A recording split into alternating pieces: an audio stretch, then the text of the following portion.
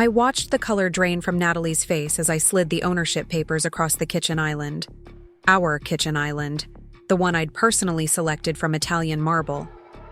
Her champagne glass froze halfway to her lips, and Dan's confident smirk evaporated faster than sea spray on a hot summer day.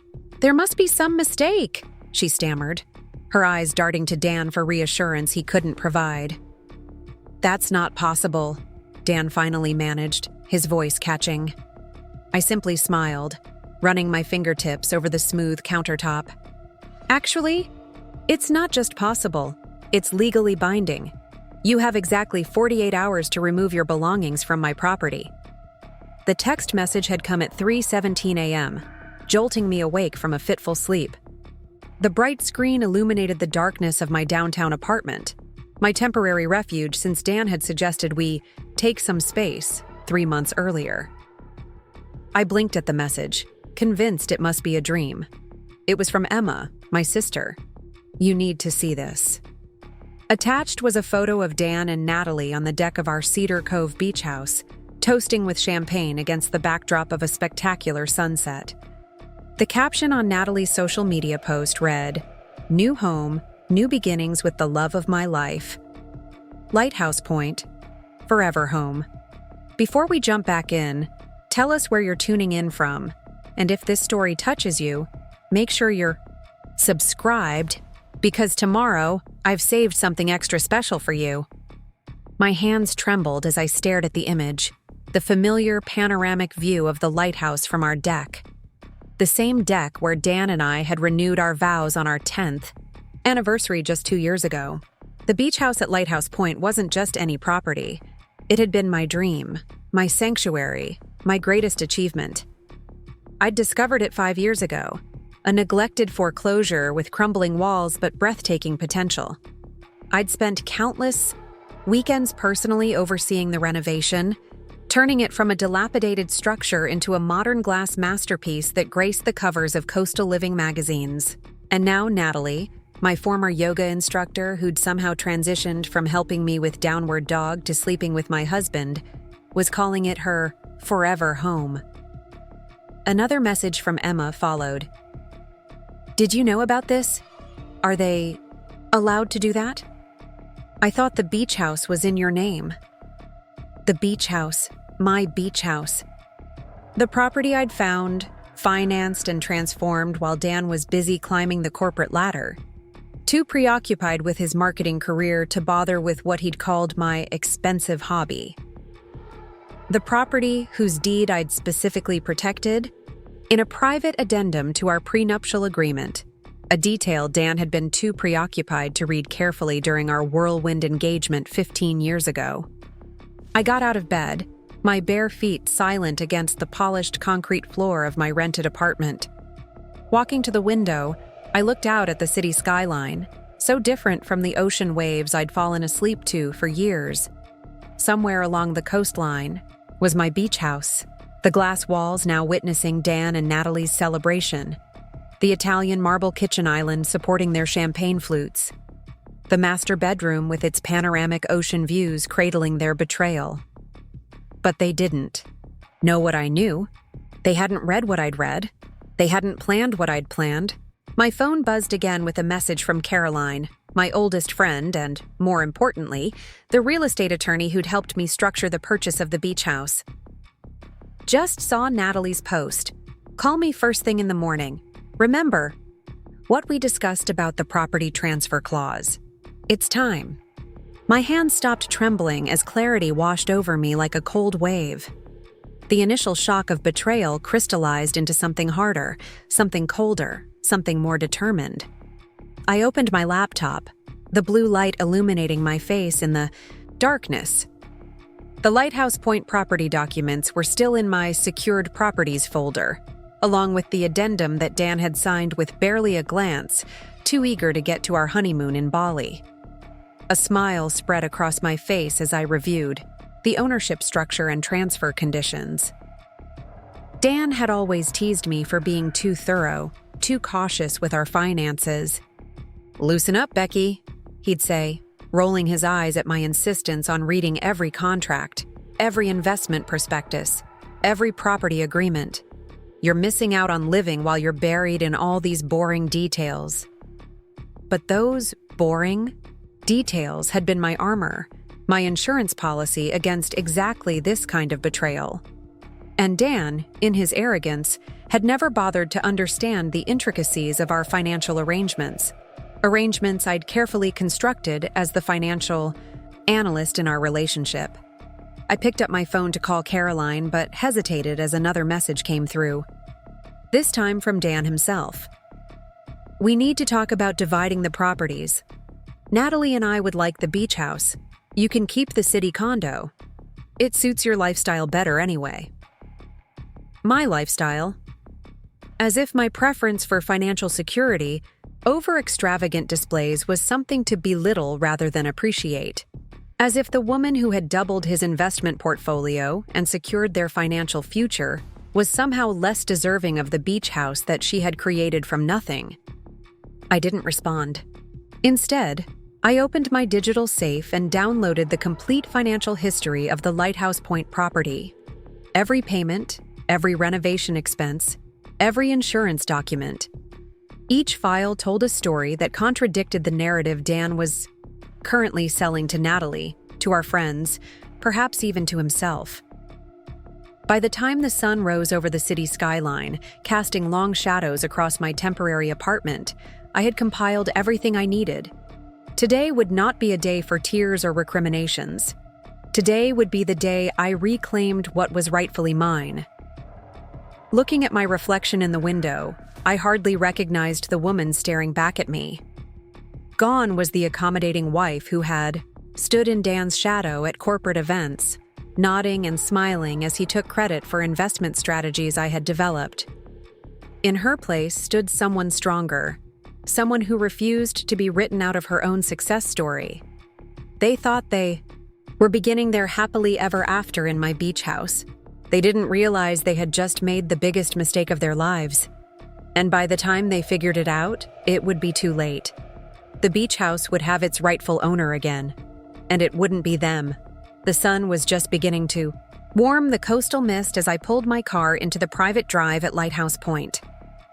I'd timed my arrival carefully, early enough to beat the weekend beach traffic, late enough that Dan and Natalie would likely be awake. The familiar sound of waves crashing against the shoreline below carried on the morning breeze, a soundtrack to countless happy memories now tainted by betrayal. My hands were steady as I gathered the folder of documents from the passenger seat. Inside was everything I needed. The original property deed with my name clearly listed as primary owner. The prenuptial addendum specifying that the beach house would remain my separate property regardless of marital status, and most importantly, the transfer restriction clause that prevented Dan from occupying the property with anyone other than immediate family without my explicit written consent. Caroline had called it my insurance policy against midlife crisis decisions. At the time, I'd laughed. Now, I was profoundly grateful for her foresight. I'd dressed carefully for this confrontation. A crisp white linen blazer over a blue silk blouse, tailored pants, and the sapphire earrings Dan had given me for our anniversary. Before Natalie, before the betrayal. Power clothes, battle armor. As I approached the house, I could see that they'd already made changes. New outdoor furniture on the deck, different curtains in the master bedroom. A flashy red convertible, obviously Natalie's, parked haphazardly where my gardening supplies had once been stored. I didn't knock. My key still worked, another detail Dan had overlooked in his rush to create a new life. The sound of morning television and coffee brewing guided me through the house I knew intimately. Every corner, every fixture, every view had been carefully selected and positioned during the renovation. This was my creation, as personal as a signature, as familiar as my own reflection. I found them in the kitchen, Natalie in a silk robe I'd never seen before, Dan in sweatpants and a faded t-shirt from his college days. They were sharing breakfast at the island, heads bent close together in casual intimacy, the Sunday newspaper spread between them. The perfect domestic scene, constructed in a home that wasn't theirs to claim. Dan saw me first. his coffee mug, froze halfway to his lips, his eyes widening in shock and something else. Fear, perhaps? Or the first glimmer of understanding that his carefully constructed new reality was about to collapse. "Rebecca," he said, using my full name as he always did when uncertain. "What are you doing here?" Natalie spun around, her perfectly highlighted hair swinging, her expression shifting rapidly from surprise to indignation. "You can't just walk in here without warning. This is our home now." "Is it?" I asked, my voice calmer than I expected as I placed my folder on the counter. "That's actually why I'm here." Dan stood up, adopting the authoritative posture that had served him well in boardroom confrontations, but had always seemed slightly performative to me. "Becky, we were going to call you today. I know you have an emotional attachment to this place, but in the division of assets..." Preparing and narrating this story took us a lot of time, so if you are enjoying it, subscribe to our channel. It means a lot to us. Now back to the story. "Let me stop you right there," I interrupted, opening the folder and sliding the property deed across the counter. "There will be no division of this particular asset." Dan glanced at the document, his brow furrowing. "Yes, both our names are on the deed. That's why we need to discuss..." "Look again," I said quietly. "At the ownership structure, at the date of acquisition, at the separate property designation." As Dan read more carefully, I could see the moment realization dawned. His face paled slightly, his confident posture deflating. "What is it?" Natalie asked, moving to look over his shoulder. "The beach house is listed as Rebecca's separate property," Dan explained, his voice strained. "But that can't be right. We bought this together." "Did we?" I removed another document from my folder, a complete financial history of the property. I found this foreclosure opportunity through my work. I made the down payment from my inheritance, which, if you recall, was explicitly protected in our prenup. I arranged the financing, I managed the renovation. Your name is on the deed because I added you out of courtesy. But the ownership structure clearly designates this as my separate property. Natalie's confident expression began to falter. "Dan?" she questioned, her voice suddenly small. I continued, removing the prenuptial addendum and placing it beside the other documents. "And this addendum, which you signed 2 weeks before our wedding, specifically states that the property remains entirely mine in the event of separation or divorce, with strict limitations on occupation by non-family members without my written consent." Dan shook his head, desperation creeping into his voice. "You tricked me. I never would have agreed to this." "Did I trick you, or did you simply not bother to read what you were signing?" I asked, maintaining my composure even as anger flared within me. "You were too busy planning our honeymoon, remember? Too busy to be bothered with what you called Rebecca's boring paperwork." "This isn't fair," Natalie interjected her earlier. Confidence now completely evaporated. "We've already started renovations. We've ordered custom furniture." I nodded, glancing around at the changes they'd already implemented. I noticed, unfortunately, any improvements made to the property, without the owner's consent, that would be me, become part of the property itself. Consider it your parting gift. That's when I watched the color drain from Natalie's face as I slid the final document across the kitchen island. Our kitchen island, the one I'd personally selected from Italian marble. Her champagne glass from the previous night's celebration froze halfway to her lips, and Dan's confident smirk evaporated faster than sea spray on a hot summer day. "There must be some mistake," she stammered, her eyes darting to Dan for reassurance he couldn't provide. "That's not possible," Dan finally managed, his voice catching. I simply smiled, running my fingertips over the smooth countertop. "Actually, it's not just possible. It's legally binding. You have exactly 48 hours to remove your belongings from my property. After that, anything remaining will be considered abandoned. I've already filed the necessary papers with the court to enforce the occupancy restrictions outlined in our agreement. "You can't just throw us out," Dan protested, desperation now evident in his voice. "Where are we supposed to go?" I shrugged, gathering my documents back into the folder. "That's not my concern. Perhaps you should have thought about housing arrangements before posting #ForeverHome on social media." Natalie collapsed onto a bar stool, the reality of their situation finally sinking in. Dan moved toward me, his expression a mixture of anger and pleading. "Becky, be reasonable. We can work something out. Maybe a buyout arrangement?" "The beach house is not for sale," I said firmly, stepping back to maintain distance between us. "Not to you, not to anyone. This property was never about the money, Dan. It was about creating something meaningful, something lasting, something you were too busy to appreciate until you decided to share it with someone else." As I turned to leave, Dan made one final attempt. "This isn't over, Rebecca. I'll fight this. I'll get a lawyer." I paused at the doorway, turning back to face them one last time. "By all means, get a lawyer. Ask them to explain separate property designation and prenuptial enforceability in Connecticut.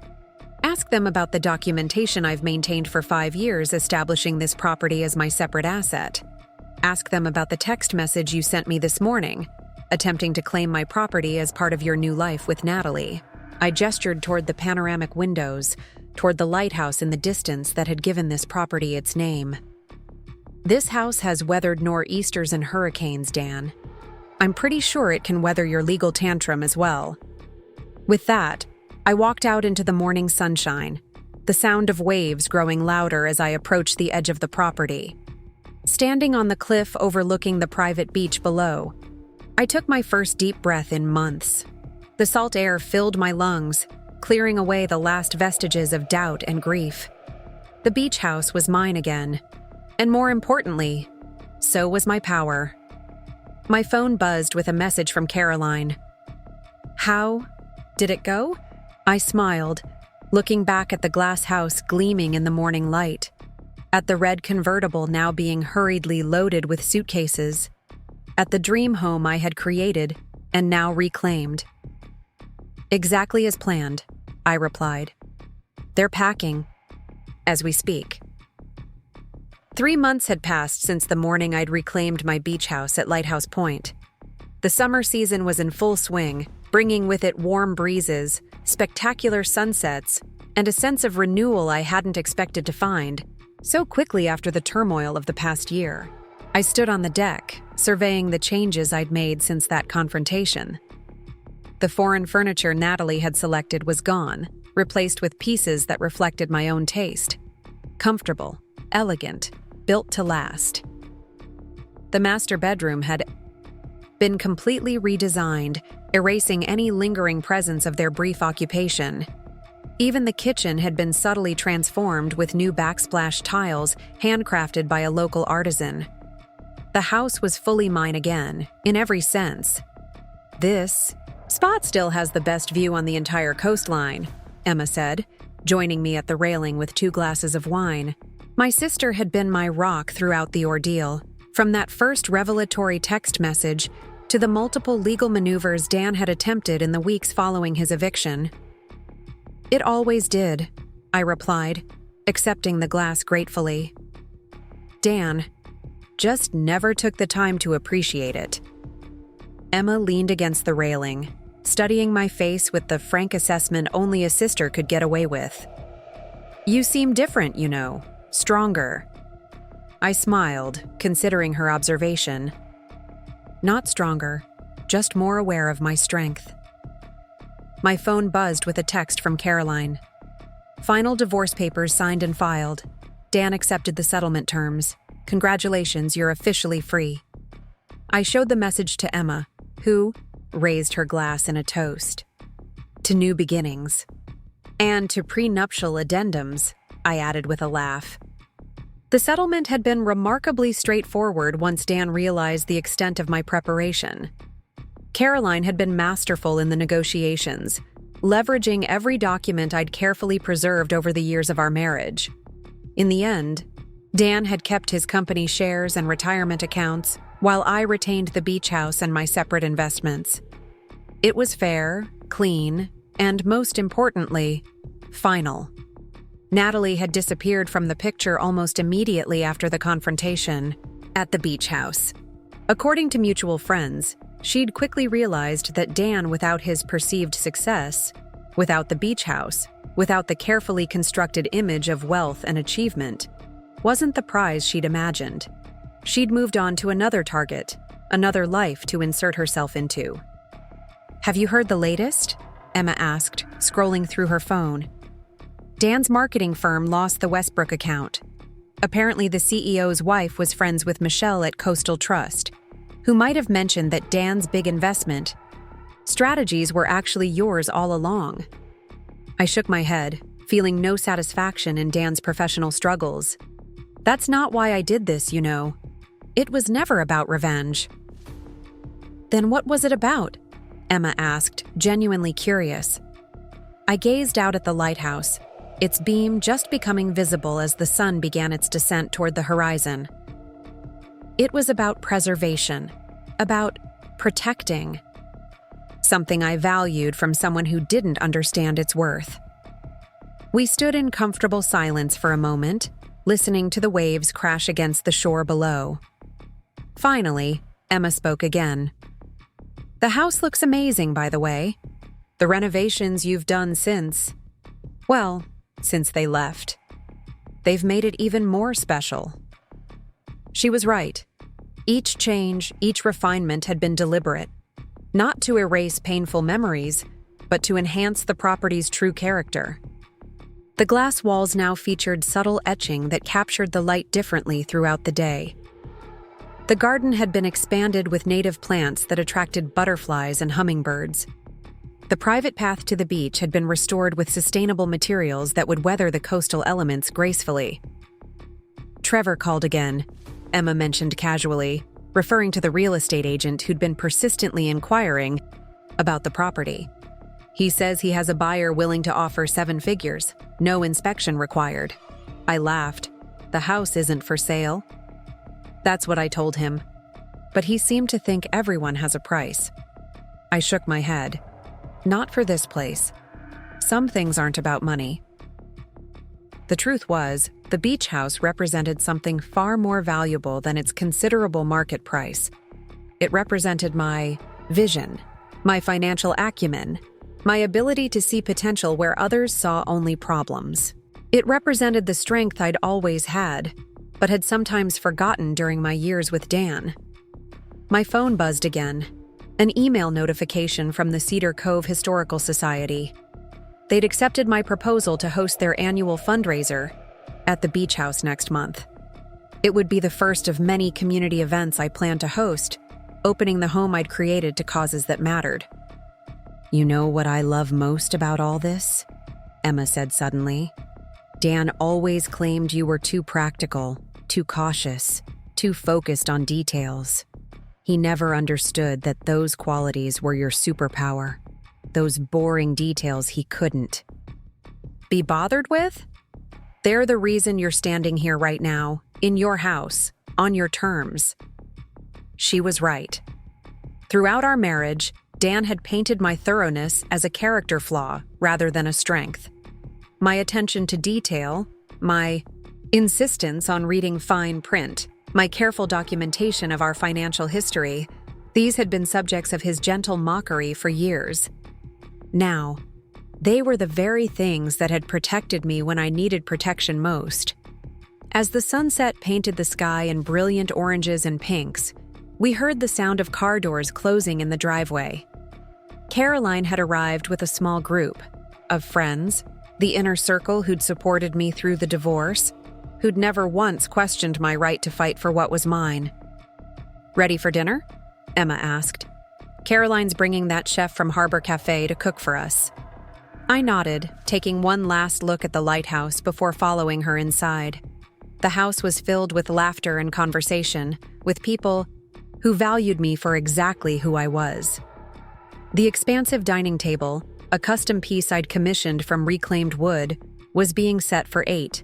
Wine was being opened, appetizers arranged. This was what the beach house was meant for.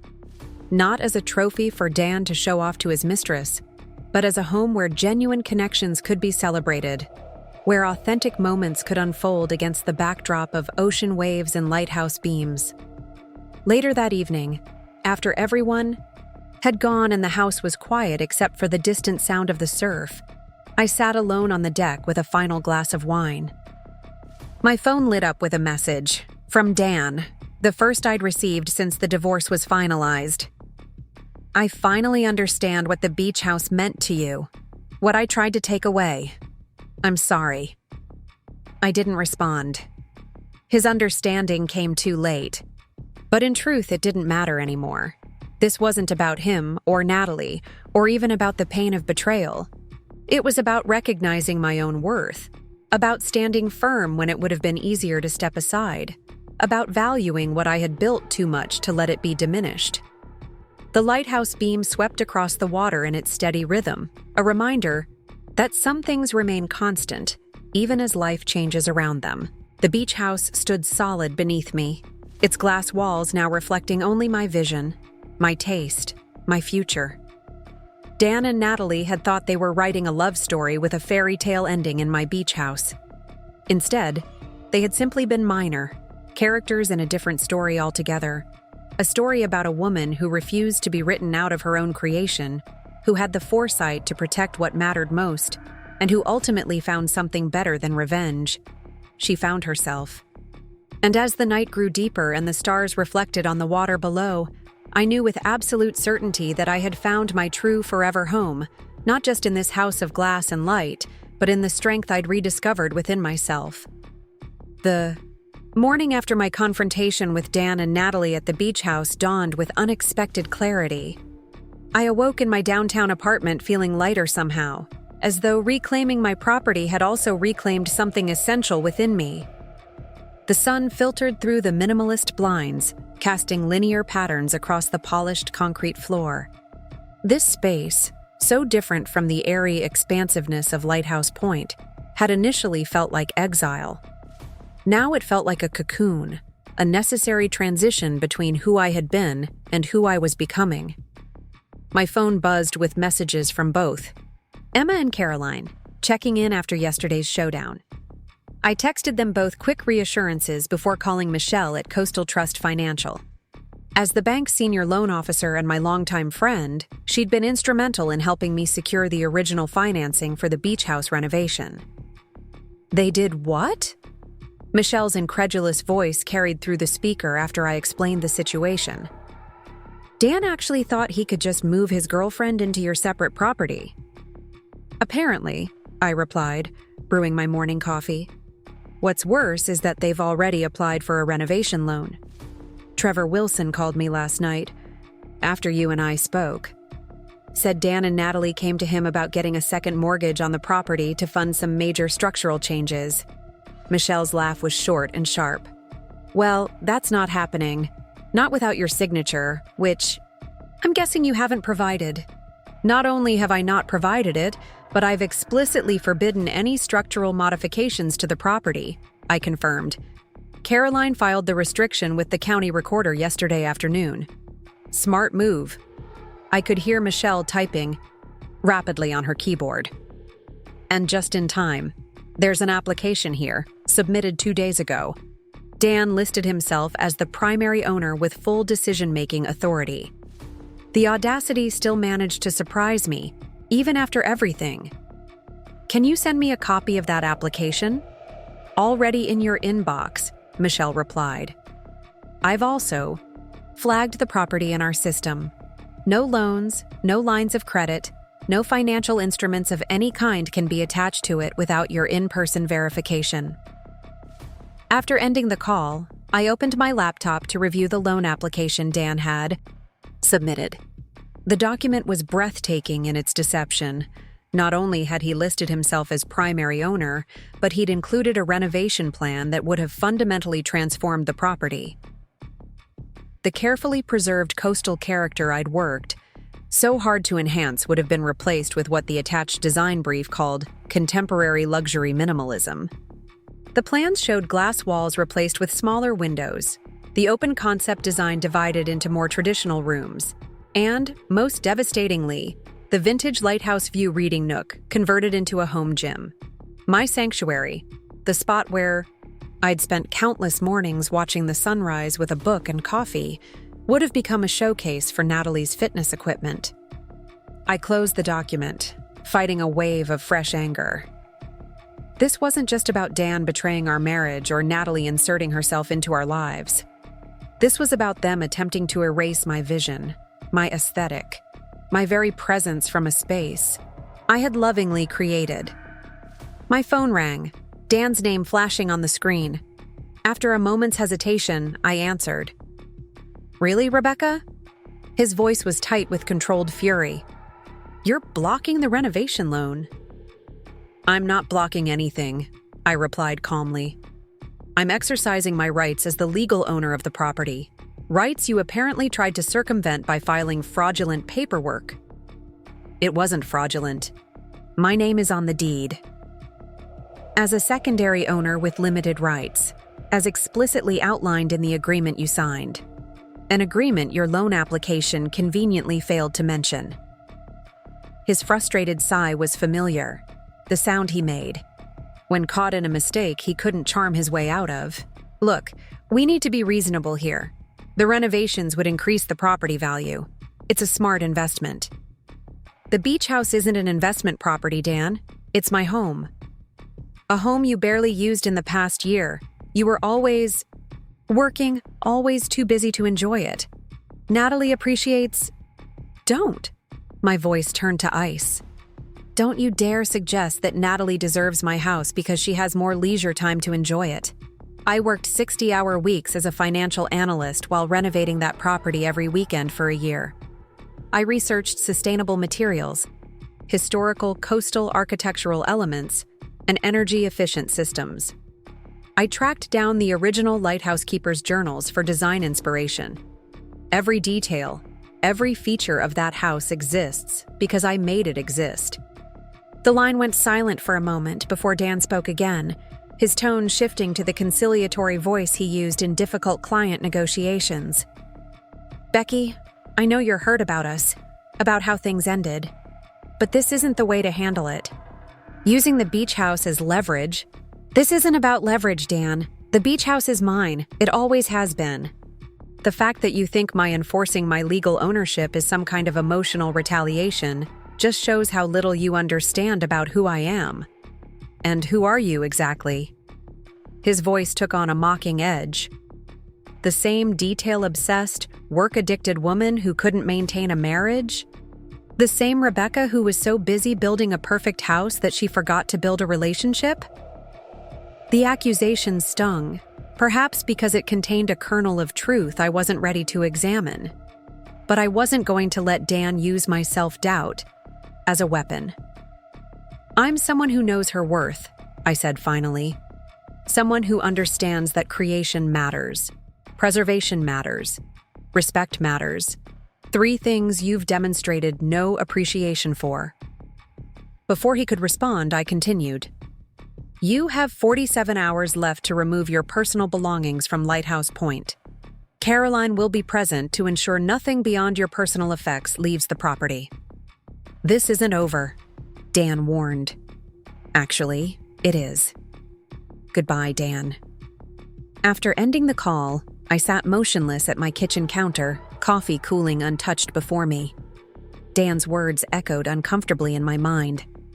Had I been so focused on creating the perfect space that I'd neglected the relationship meant to fill it? Had my attention to detail, my drive to build something lasting, somehow contributed to the distance that had grown between us? The thoughts were interrupted by an incoming email notification, Trevor Wilson again, this time with a forwarded message from Natalie. My stomach tightened as I opened it.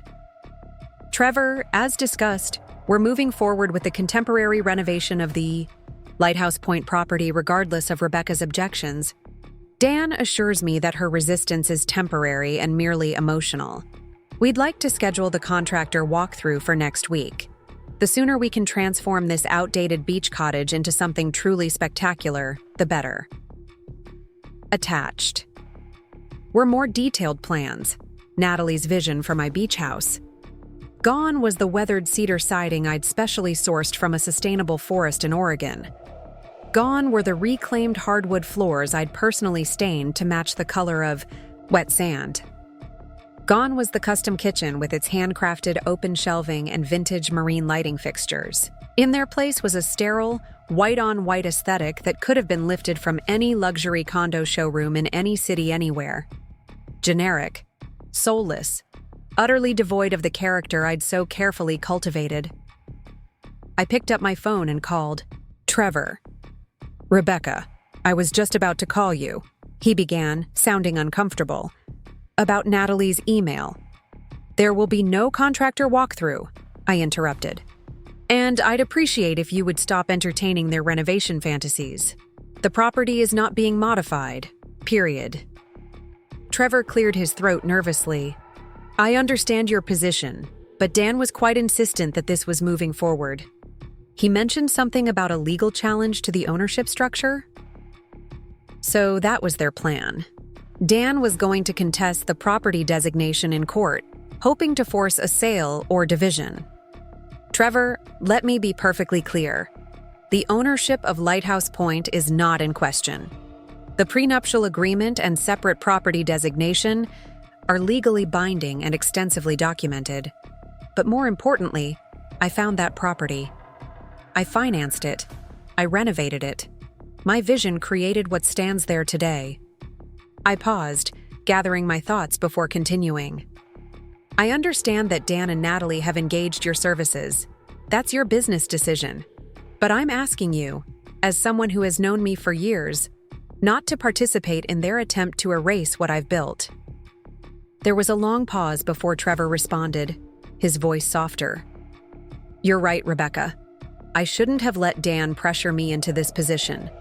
The plans Natalie sent, they would destroy everything special about that house. Thank you. I felt a rush of gratitude for this small alliance. For what it's worth, Trevor added, what you did with that foreclosure was nothing short of miraculous. Taking a neglected property and transforming it into one of the coast's most distinctive homes, it was inspiring. I've shown it to clients as an example of what's possible with vision and commitment. After ending the call with Trevor, I felt a renewed sense of purpose. This wasn't just about maintaining ownership of a valuable asset or standing up to Dan's betrayal. This was about protecting something I had created, something that expressed my deepest aesthetic values and personal vision. I opened my laptop and pulled up the extensive photo documentation of the beach house renovation process. From the initial walkthrough of the dilapidated foreclosure to the final styling of each carefully considered space, I had cataloged every step. These photos told a story, my story, of transformation and possibility. On impulse, I forwarded a selection of these images to Michelle at Coastal Trust, along with a brief note. This is what they're trying to destroy. Her response came quickly. Not on my watch, or yours. By mid-afternoon, I had settled into a productive rhythm, alternating between work projects and organizing my defense against whatever legal challenge Dan might be planning. Emma texted to suggest dinner at Harbor Cafe, and I welcomed the distraction. The emotional toll of the confrontation and its aftermath was beginning to catch up with me.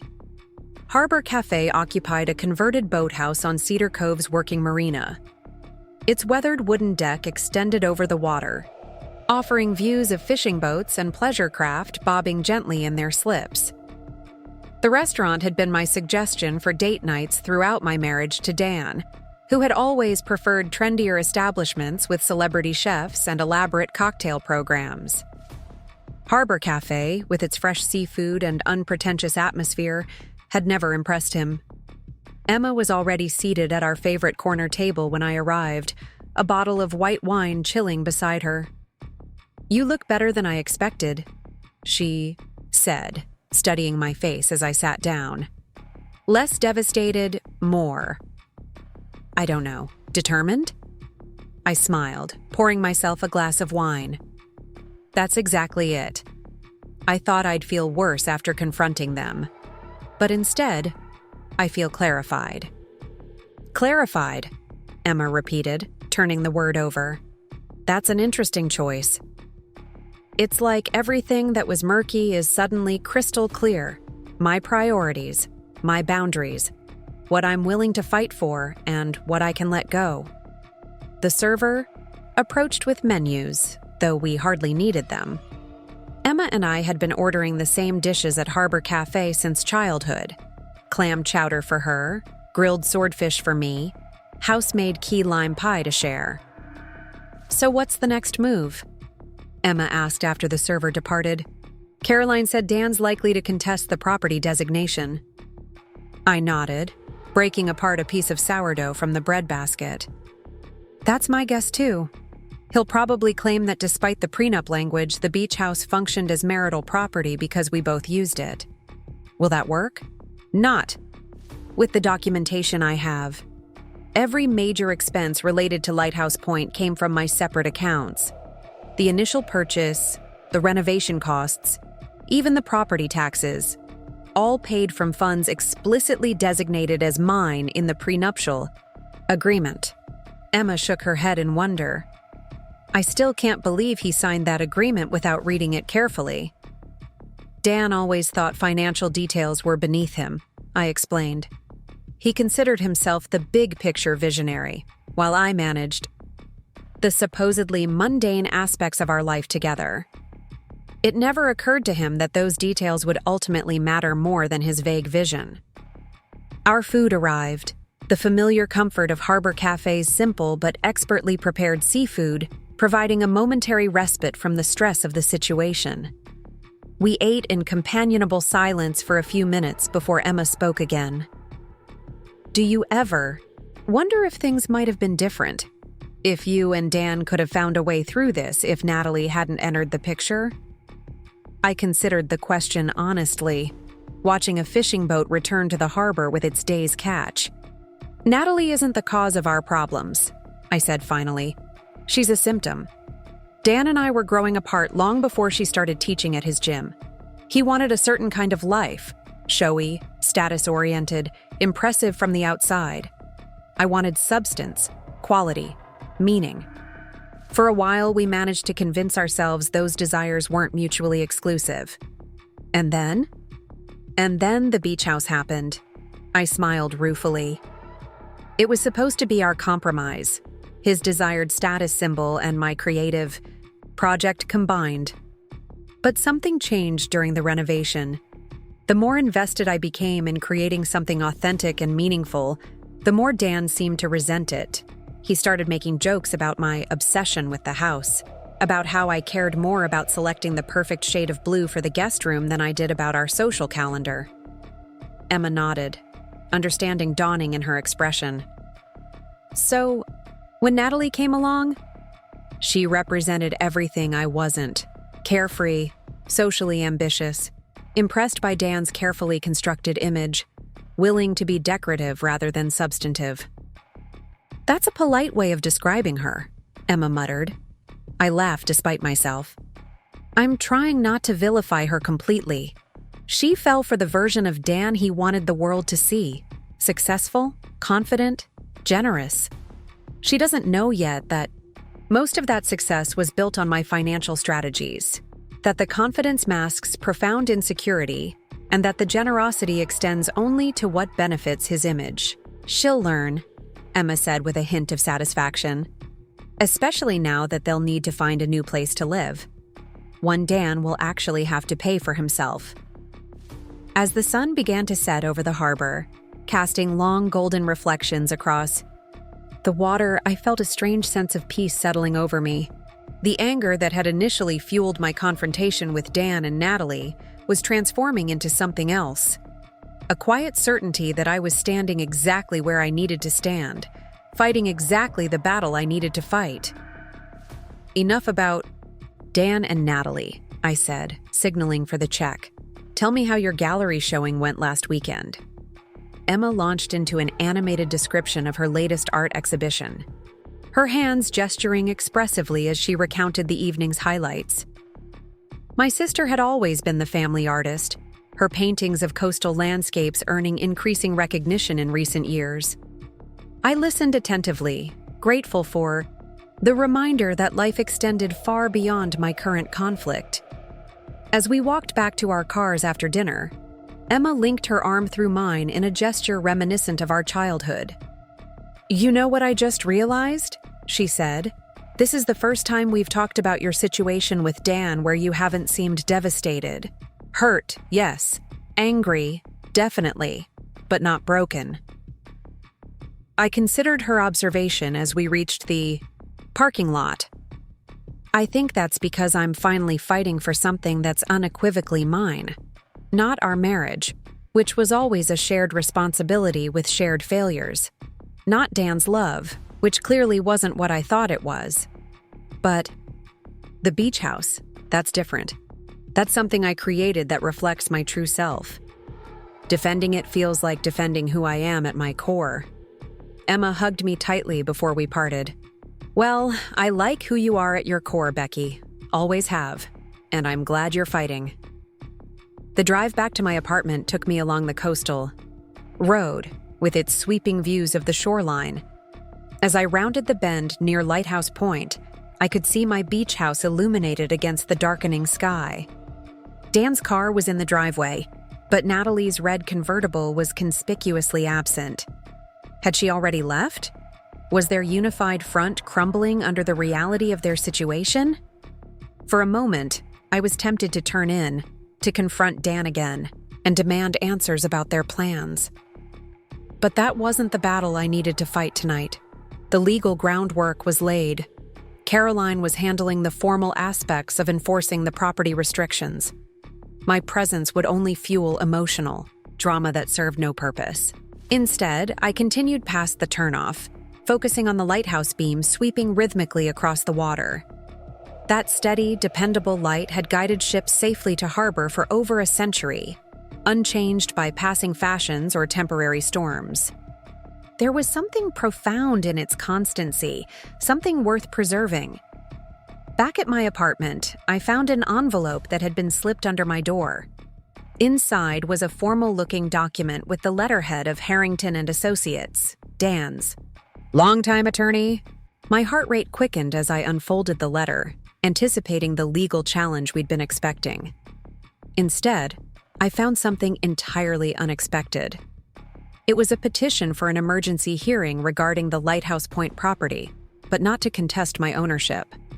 Rather, Dan was seeking a temporary restraining order to prevent me from interfering with his rightful occupancy until the divorce proceedings were finalized. The language was convoluted legalese, but the essence was clear. Dan was claiming that my attempt to enforce the prenuptial agreement and separate property designation constituted a form of emotional harassment and financial manipulation. He was painting himself as the victim, suggesting that my sudden and capricious eviction notice was causing him unnecessary hardship and emotional distress. I sank onto my sofa, the letter trembling slightly in my hands. This was classic Dan, reframing the narrative to position himself as the wronged party, using emotional appeals where legal standing failed. It was a strategy I'd seen him employ in business negotiations, but never against me. The most disturbing aspect was his characterization of my motivations. According to the petition, my actions were driven by vindictive jealousy and an attempt to punish respondent for finding happiness after the marital relationship had naturally concluded. There was no mention of the prenuptial agreement, no acknowledgement of the separate property designation, no recognition of my financial and creative investment in the beach house. In Dan's narrative, I was simply a bitter ex-wife, lashing out at his new relationship by depriving him of a vacation home we had jointly enjoyed throughout the marriage. I reached for my phone to call Caroline, then hesitated. It was nearly midnight, too late for legal consultations, even with a friend as close as Caroline. This would wait until morning. Dan's petition, manipulative as it was, wouldn't be heard by a judge for at least a few days. Instead, I reopened my laptop and returned to the renovation photos I'd been reviewing earlier. Scrolling through the images, I found one that perfectly captured what Dan and Natalie seemed determined to destroy. A dawn shot of the main living space, sun streaming through the eastern windows, illuminating the carefully selected furnishings and architectural details. The space radiated tranquility and intentionality, every element chosen not for show, but for meaning. On impulse, I printed the photo and attached it to Dan's petition with a simple note. This is what's actually at stake. Then I placed both in a folder for Caroline to review in the morning. As I prepared for bed, my phone chimed with a text from an unknown number. The message was short, but sent a chill through me despite the warm night.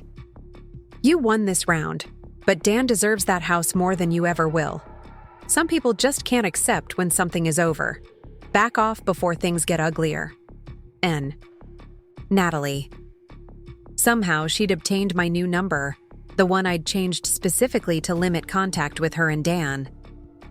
I considered my response carefully, typing and deleting several versions before settling on one that felt true to my evolving resolve. This isn't about deserving. It's about legal ownership and creative vision.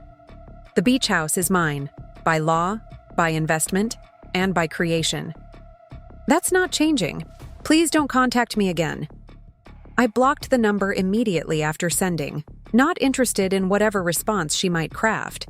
The confrontation at the beach house and its aftermath had drained my emotional reserves, and tomorrow promised to bring fresh challenges. Sleep, not text wars with my husband's mistress, was what I needed now. As I drifted toward unconsciousness, my thoughts returned to the lighthouse with its steady, unwavering beam. For generations, it had stood against coastal storms and changing tides, its purpose never wavering despite the chaos that sometimes surrounded it. There was wisdom in that constancy, that quiet certainty of purpose. The beach house at Lighthouse Point wasn't just a valuable property or a status symbol. It was the physical manifestation of my own internal lighthouse, my vision, my values, my ability to transform potential into reality. Dan had never truly understood that, had never seen, beyond the impressive address and ocean views to the deeper meaning the house held for me. Tomorrow would bring its own challenges, legal maneuvers, emotional confrontations, difficult decisions. But tonight, with the memory of the lighthouse beam sweeping across dark waters, I found a moment of perfect clarity. Some things were worth fighting for, not because they belong to you, but because in a profound sense, you belong to them. The beach house was one of those things, and I was prepared to navigate whatever storms lay ahead to protect it. Morning light filtered through the blinds of Caroline's downtown office as I spread Dan's petition across her desk. Outside, Cedar Cove was coming to life, fishing boats heading out to sea, shops opening along the boardwalk, the daily rhythm of coastal life continuing despite the personal storm I was weathering. This is low, even for Dan, Caroline said, adjusting her reading glasses as she reviewed the document. Claiming emotional distress over being evicted from a property he has no legal right to occupy? Bold strategy. I sipped my coffee, grateful for Caroline's steady presence. Unlike many lawyers I knew, she never manufactured unnecessary drama or escalated conflicts for billable hours.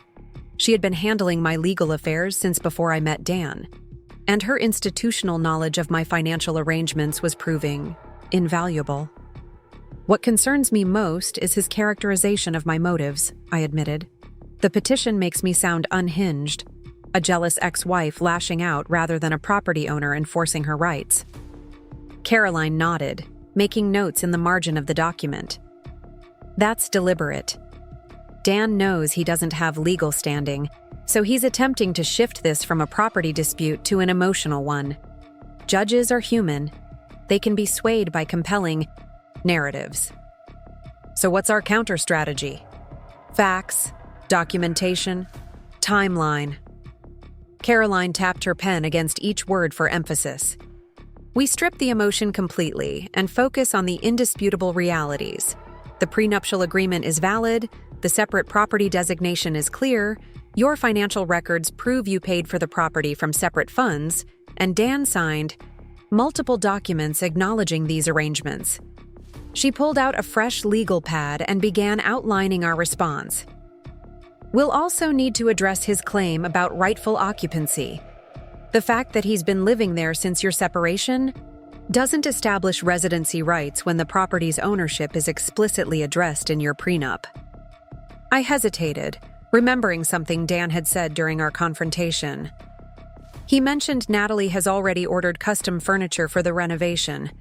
They've made financial commitments based on the assumption they'd be staying. Caroline looked up sharply. When exactly did they place these orders? I'm not sure. Why? Because if they made these commitments after you formally notified Dan that he needed to vacate the property, it strengthens our case. It shows they were deliberately ignoring your clear legal rights. I thought back to the timeline of events. I sent a formal letter through your office 2 weeks ago, as soon as I discovered he'd moved Natalie in. The social media post that tipped me off was from 3 days before that. Caroline smiled, a predatory gleam in her eye that I'd rarely seen outside of courtroom victories. Perfect. If we can show their renovation orders were placed after that notification, it demonstrates willful disregard for your property rights. That undermines their claim of emotional distress from sudden eviction. She made another note before continuing. I think we should go a step further. Let's file a counter petition seeking damages for any alterations they've already made to the property without your consent.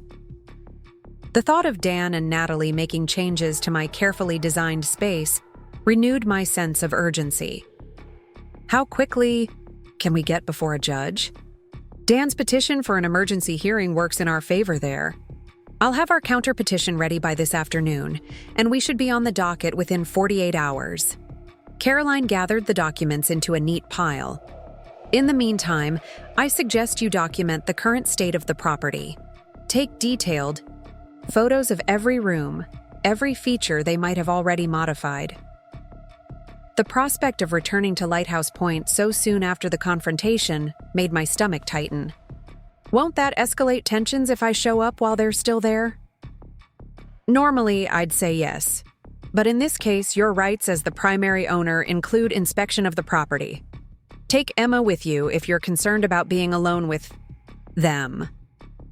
After leaving Caroline's office, I called Emma, who immediately agreed to accompany me to the beach house that afternoon. Her protective instincts had been in overdrive since Dan's betrayal became public. Should we warn them we're coming? She asked. No, I decided. I want to see exactly what they've done without giving them time to hide anything. The drive to Lighthouse Point felt different this time, less charged with the anticipation of confrontation, more focused on the practical task ahead. Emma chatted about an upcoming art commission, maintaining a stream of normalcy that helped calm my nerves. As we turned onto the private drive leading to the beach house, I noticed something unexpected. A for sale sign planted at the entrance. Trevor Wilson's name and contact information prominently displayed. What the hell? Emma muttered, echoing my thoughts. They're trying to sell your house? I pulled over, examining the sign more closely. It looked official. Trevor's standard real estate signage, complete with his agency logo and professional photograph. This doesn't make sense, I said slowly. Trevor and I just spoke yesterday. He knows I have no intention of selling. Emma was already on her phone, pulling up the local real estate listings. It's not in the system yet, she reported after a quick search. No listing for Lighthouse Point. Confusion gave way to anger as I realized what might be happening. They're bluffing. The sign is real, but there's no actual listing. They're trying to pressure me, make me think they're moving forward with a sale despite my objections. That's insane, Emma said. They can't sell property they don't own. They can't complete a sale, no. But they could potentially accept offers, create complications, force legal entanglements. I put the car in drive, continuing toward the house with renewed determination. Let's see what else they've been up to. The beach house came into view as we rounded the final curve in the driveway. The sight of it still took my breath away. Walls of glass reflecting the ocean and sky, weathered cedar siding silvered by salt air, the distinctive silhouette that had become my personal signature on the coastline. But something was different. The carefully tended native plants that had framed the entrance were gone, replaced by generic tropical landscaping, the kind found at any upscale Florida resort. Bright pink hibiscus and artificial-looking palms created a jarring contrast with the home's subtle coastal palette. "That's new," Emma said quietly as I parked beside Dan's car.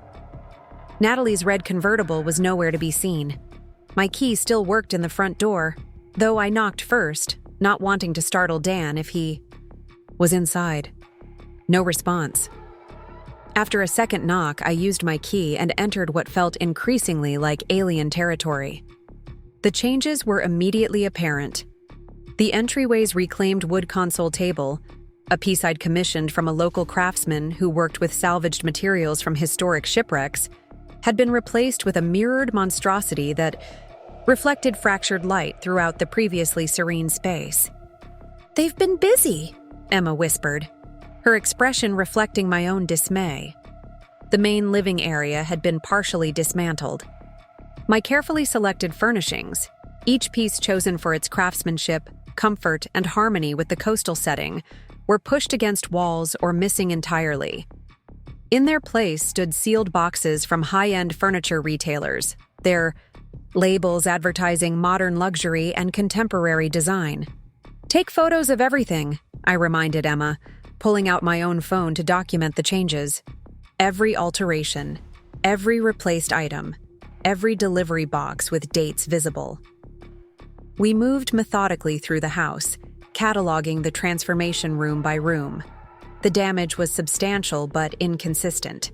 Some spaces remained untouched, while others had been completely reimagined in Natalie's sterile contemporary style.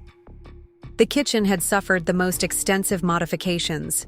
The handcrafted open shelving that had displayed my collection of vintage coastal pottery was gone, replaced with sleek minimalist cabinetry. The warm copper lighting fixtures had been swapped for industrial pendant lamps that cast harsh shadows across the previously inviting space. "I thought you said they needed loans for the renovation," Emma said, eyeing the expensive appliances still in their crates. "This looks like they've already spent a fortune." "They have," a male voice confirmed from behind us. We turned to find Trevor Wilson standing in the doorway, his expression a mixture of embarrassment and resolve. The real estate agent shifted, uncomfortably under our combined stares. "What are you doing here, Trevor?" I asked, struggling to keep my voice level. "And why is there a for sale sign at the end of my driveway?" Trevor ran a hand through his hair, looking genuinely distressed. "I came to remove it. Dan called this morning, insisted I place the sign immediately, said the paperwork was being finalized and would be sent over today." "What paperwork? I'm not selling Lighthouse Point." That's what I told him when he first approached me last week, but he was very persuasive. Trevor's gaze dropped to the floor. "He claimed you'd agreed to sell as part of the divorce settlement, that you'd signed preliminary authorization allowing him to market the property." Emma made a disgusted noise. "And you believed that without verification?" "I asked for documentation," Trevor defended himself. "He provided what appeared to be a signed agreement. But after our conversation yesterday, Rebecca, I had my assistant check more carefully. The signature doesn't match other documents we have on file from you." My blood ran cold. "Are you saying Dan forged my signature?" Trevor nodded miserably. "It appears that way. That's why I came out here personally to remove the sign and any listing materials they might have prepared." "Where are they now?" I asked, glancing toward the main bedroom. "Dan left about an hour ago. Natalie hasn't been here since yesterday. Saw her loading some personal items into her car when I dropped off the initial property assessment forms. The assessment forms. Another piece of the puzzle clicked into place. So they've been laying groundwork for a sale, getting the property appraised, staging a sign installation, potentially fielding offers, all without my knowledge or consent. "I'm so sorry, Rebecca," Trevor said, his professional veneer cracking. "I should have verified the authorization more carefully. It's just, Dan has always handled these things between you, and the document looked legitimate at first glance." I nodded, understanding Trevor's position. Dan had spent years positioning himself as the decision-maker in our relationship, the one who handled the important matters while I supposedly managed minor details. That carefully constructed public persona was working against me now. "I appreciate your honesty, Trevor, and your willingness to correct the situation." I gestured toward the partially renovated kitchen. "While you're here, would you mind documenting these alterations as a neutral third party? We're building a case that Dan and Natalie have made unauthorized modifications to the property." Trevor looked relieved to be offered a constructive role. "Of course. I can provide a formal assessment of changes made and their impact on the property's character and value." As Trevor began photographing the alterations, I continued my own documentation, moving toward the part of the house I'd been most anxious to check, my lighthouse view reading nook. This special corner, with its panoramic windows and built-in bookshelves, had been my sanctuary within a sanctuary.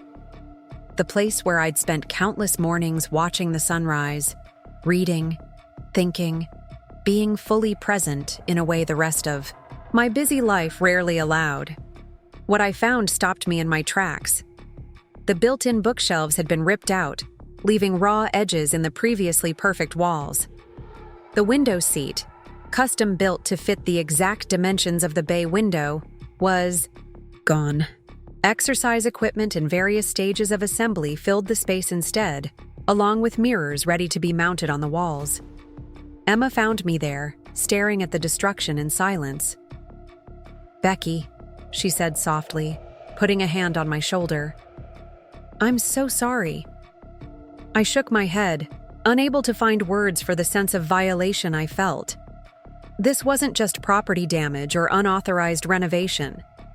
This was the deliberate erasure of the space that had mattered most to me, the physical embodiment of quieter values that Dan had never fully understood or appreciated. Trevor joined us, his professional assessment giving way to genuine dismay as he surveyed the damage. He hesitated, searching for an appropriate word. "This is destructive, not constructive. These modifications aren't improvements. They're obliterations of the property's essential character. Can you include that assessment in your report?" I asked, finally finding my voice. "Absolutely. As a real estate professional familiar with this property's history and value, I can definitively state that these changes are detrimental to both its market value and its architectural integrity." Emma was still examining the dismantled reading nook, her artist's eye catching details I'd missed in my initial shock. "Look at this," she said, pointing to a section of exposed wall. "They didn't just remove the bookshelves. They started to reconfigure the window size. There's evidence they were planning to reduce the glass area by at least 30%. Trevor moved closer to examine the wall. "She's right. They've marked cutting lines for smaller windows. This would have drastically altered the property's most distinctive feature, its relationship to the lighthouse view." I took additional photos of these markings, the evidence strengthening our legal position with each discovery. Dan and Natalie hadn't just made cosmetic changes. They had begun structural modifications that would have fundamentally transformed the property's character and value. As we continued our documentation, the sound of a car on the gravel driveway alerted us to someone's arrival. Through the front windows, I could see Dan's silver sedan pulling up beside my car. He wasn't alone. A man in business attire sat in the passenger seat, briefcase visible on his lap. "That's Keith Harrington," Trevor identified, recognizing Dan's attorney. "This could get complicated." I straightened my shoulders, feeling strangely calm despite the confrontation looming. No, it's about to get clarified. We have the documentation we need, plus a neutral witness to the unauthorized modifications. Dan entered without knocking, his proprietary attitude toward the beach house apparently undiminished by our previous confrontation. He stopped short upon seeing the three of us standing in the living room, expressions united in disapproval. "Rebecca," he acknowledged coldly before turning to Trevor. "Wilson, why is the sign down? I was very clear about the listing timeline." Trevor stood his ground with surprising firmness. "Because there is no valid listing agreement, Dan. The authorization document you provided contains a forged signature." Keith Harrington stepped forward, his practiced legal smile doing little to mask his discomfort with the situation. "There seems to be some confusion about the property disposition. Perhaps we could discuss this civilly, without allegations of forgery." "The only confusion," I replied evenly, "is Dan's apparent belief that he can sell property he doesn't own, renovate spaces without authorization, and forge documents with impunity." I held up my phone, displaying the photos we'd taken. "We've documented every unauthorized modification made to Lighthouse Point. Trevor has provided a professional assessment confirming these changes are detrimental to the property's value and character. And we have evidence suggesting you were planning structural modifications that would require permits no one has applied for." Harrington's professional veneer cracked slightly as he glanced toward Dan, clearly receiving information he hadn't been previously told. "My client has certain occupancy rights during the pending divorce proceedings," the attorney tried, falling back on legal generalities. "Occupancy doesn't include the right to destroy," Emma interjected, her protective instincts flaring, "or to forge signatures, or to list property for sale without the owner's consent." I stepped forward, addressing Dan directly. "You have exactly 24 hours remaining of the original 48-hour notice to remove your personal belongings. Based on the unauthorized modifications already made, I'm now requiring a security deposit of $50,000 to cover restoration costs for the damage you've caused." Dan's face flushed with anger. "This is ridiculous. These aren't damages. They're improvements. The house was dated, too specific to your personal taste. We've increased its market value." "Actually," Trevor interrupted, "as I was just documenting in my professional assessment, these modifications have decreased the property's value by eliminating its distinctive architectural features and custom elements. The market for unique, coastal properties specifically values the character your renovations are removing."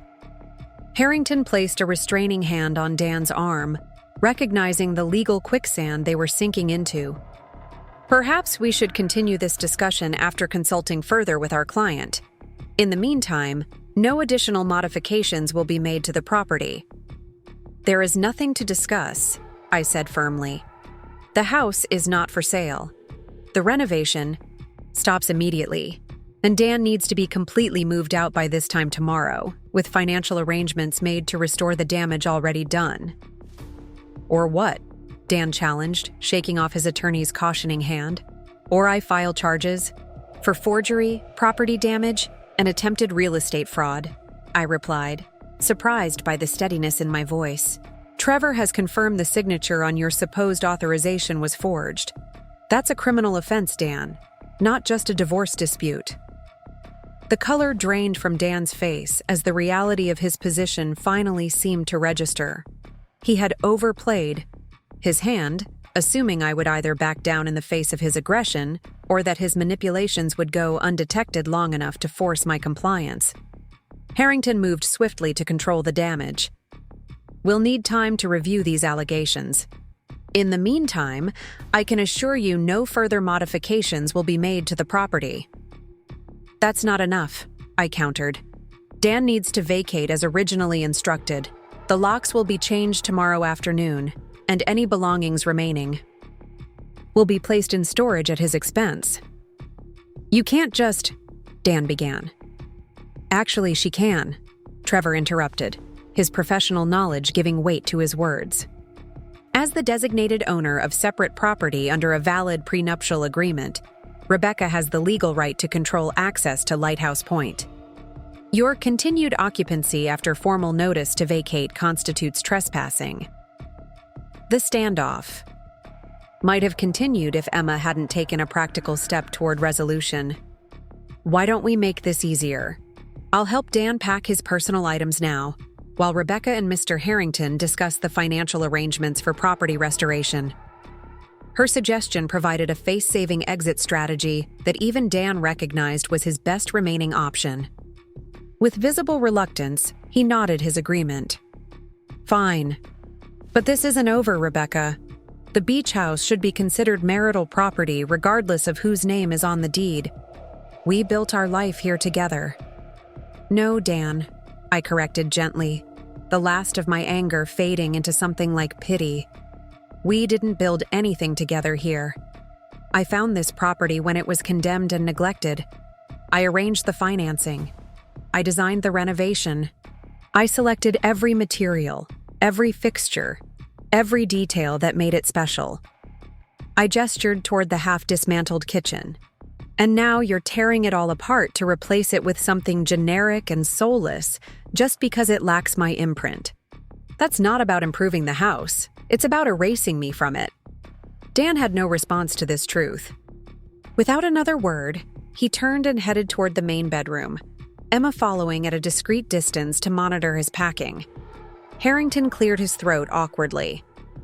Regarding the financial arrangements for restoration, Caroline, we'll contact you this afternoon with detailed requirements, I informed him. The security deposit is non-negotiable, given the extent of modifications already made without authorization. The attorney nodded, his demeanor shifting from adversarial to pragmatic. For what it's worth, I advised against the renovation and the listing attempt. Legal counsel is only effective when clients are fully transparent about their actions. Trevor excused himself to complete his assessment of the property modifications, leaving me alone in the disrupted living room. The space felt wounded somehow, its careful harmony disrupted by the partial implementation of Natalie's sterile vision. I moved to the wall of windows facing the lighthouse, the view that had first made me fall in love with this neglected property years ago. That view remained unchanged, the lighthouse standing sentinel over the rocky coastline, waves breaking against ancient stones, the eternal rhythm of tide and time continuing regardless of human dramas. There was comfort in that constancy, in the reminder that some things endured despite efforts to change or control them. The beach house had been damaged but not destroyed. Its essential character, the quality of light, the relationship to its setting, the architectural bones I'd so carefully preserved and enhanced, remained intact beneath the superficial changes. My phone buzzed with a message from Caroline. Judge Harper has us on the docket for tomorrow morning at 9 a.m. Prepare for Dan's attorney to argue emotional distress and financial hardship. We'll counter with documentation of forgery and unauthorized modifications. I replied with a brief summary of what we'd discovered at the beach house, including Trevor's professional assessment of the damages. Caroline's response was immediate and satisfying. Perfect. Forgery changes everything. See you at 8 a.m. to prep. From the main bedroom came the sounds of drawers opening and closing as Dan packed his belongings under Emma's watchful eye. The practical dismantling of his presence in my home was happening alongside the legal dismantling of his claims to it. I turned back to the lighthouse view, drawing strength from its unwavering presence. Tomorrow would bring a court hearing. More legal maneuvers, perhaps additional attempts by Dan to manipulate the narrative. But standing here, in the space I had created, I felt a profound certainty that truth would prevail. Not because justice was inevitable, but because I had prepared for this moment without even knowing it was coming. Every careful document I preserved, every legal protection I'd insisted upon, every detail I'd attended to while Dan dismissed me as obsessive, all of it now served as armor against his attempts to claim what was rightfully mine. The beach house at Lighthouse Point would be restored, both legally and physically. Its story wasn't over. This was simply an unexpected chapter in its evolution. And when the restoration was complete, when the space once again reflected my vision, rather than Dan and Natalie's destructive reimagining, it would be stronger for having survived the assault on its integrity, much like its owner. The courthouse in downtown Cedar Cove was a stately brick building that had witnessed generations of local disputes, from 19th century shipping disagreements to modern divorce proceedings. As Caroline and I climbed the worn marble steps, the morning sun cast long shadows behind us, a visual reminder of how quickly time was passing. In just 48 hours, the conflict over Lighthouse Point had escalated from confrontation to courtroom, with Dan's forgery attempt transforming a property dispute into something potentially criminal.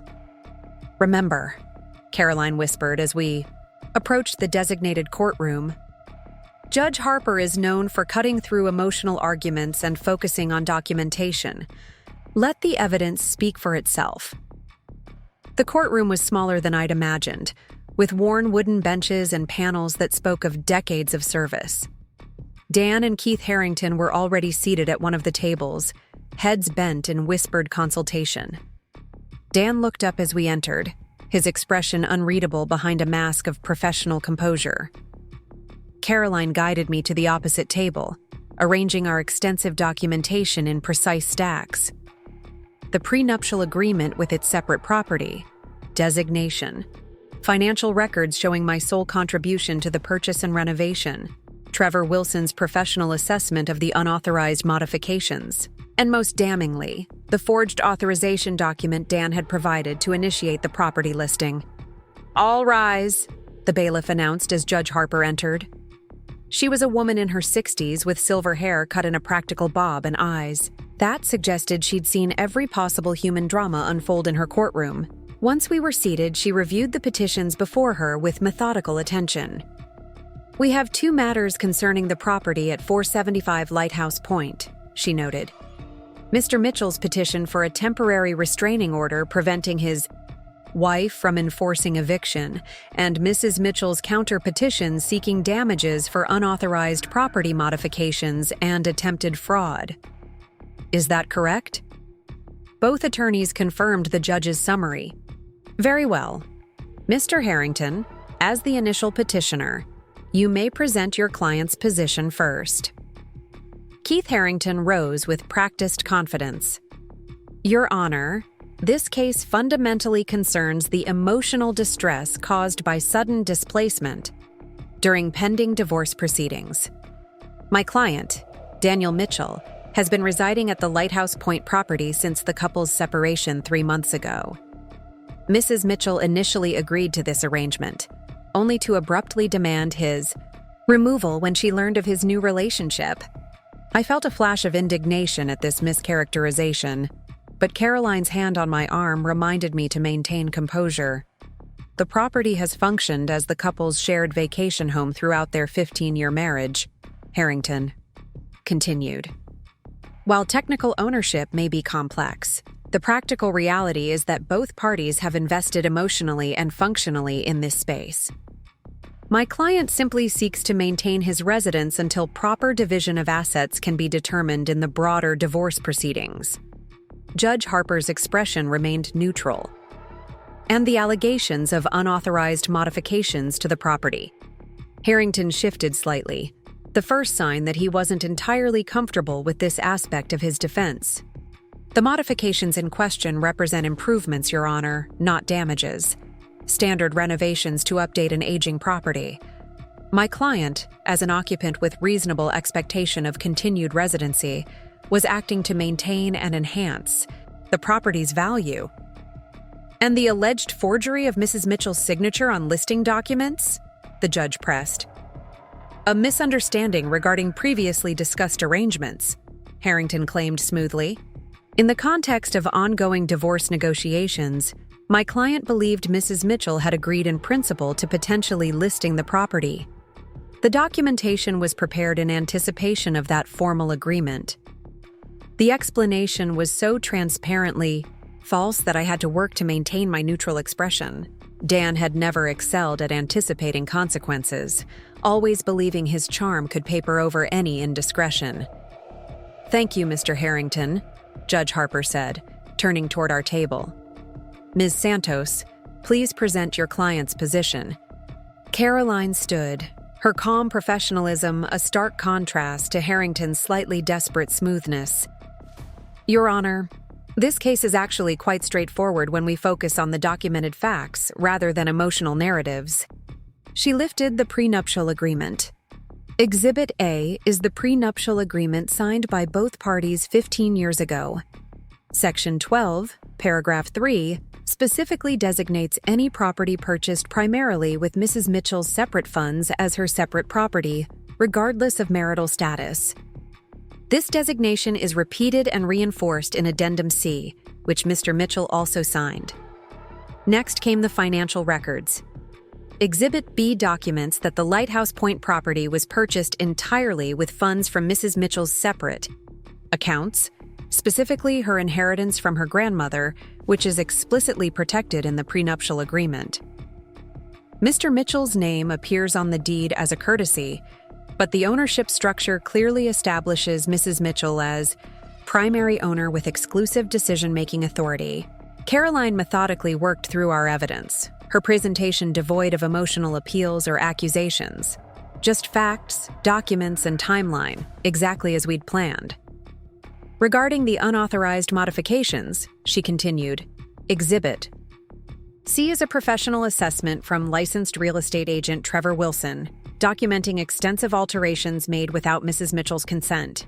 These modifications include removal of custom architectural features, destruction of built-in elements, and preparation for structural changes that would have required permits which were never sought or obtained.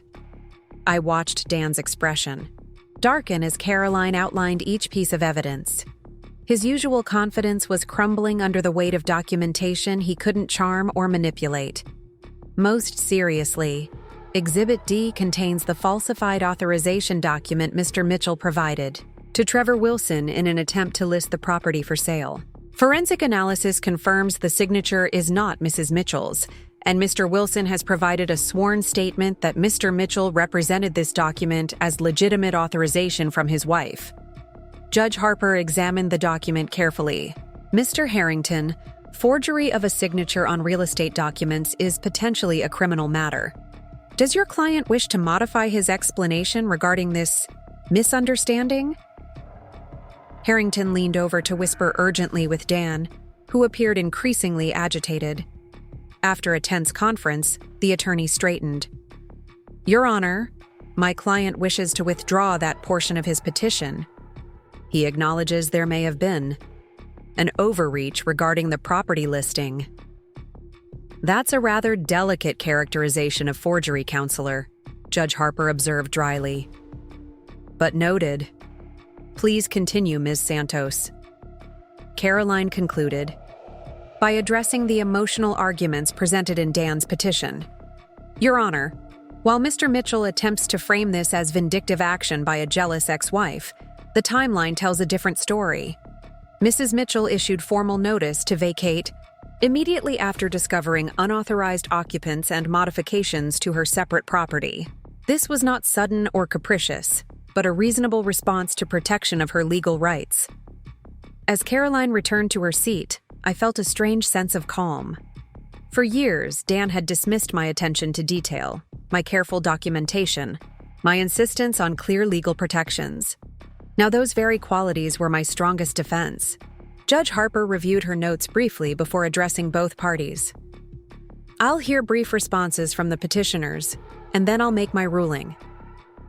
Harrington seemed to recognize the weakness of their position, focusing his response on minimizing consequences rather than pressing their original claims. Dan looked increasingly uncomfortable, the reality of his situation finally becoming clear. After both attorneys had finished, Judge Harper removed her reading glasses and addressed the courtroom. Based on the evidence presented, I'm prepared to rule on both petitions. She turned first to Dan and his attorney.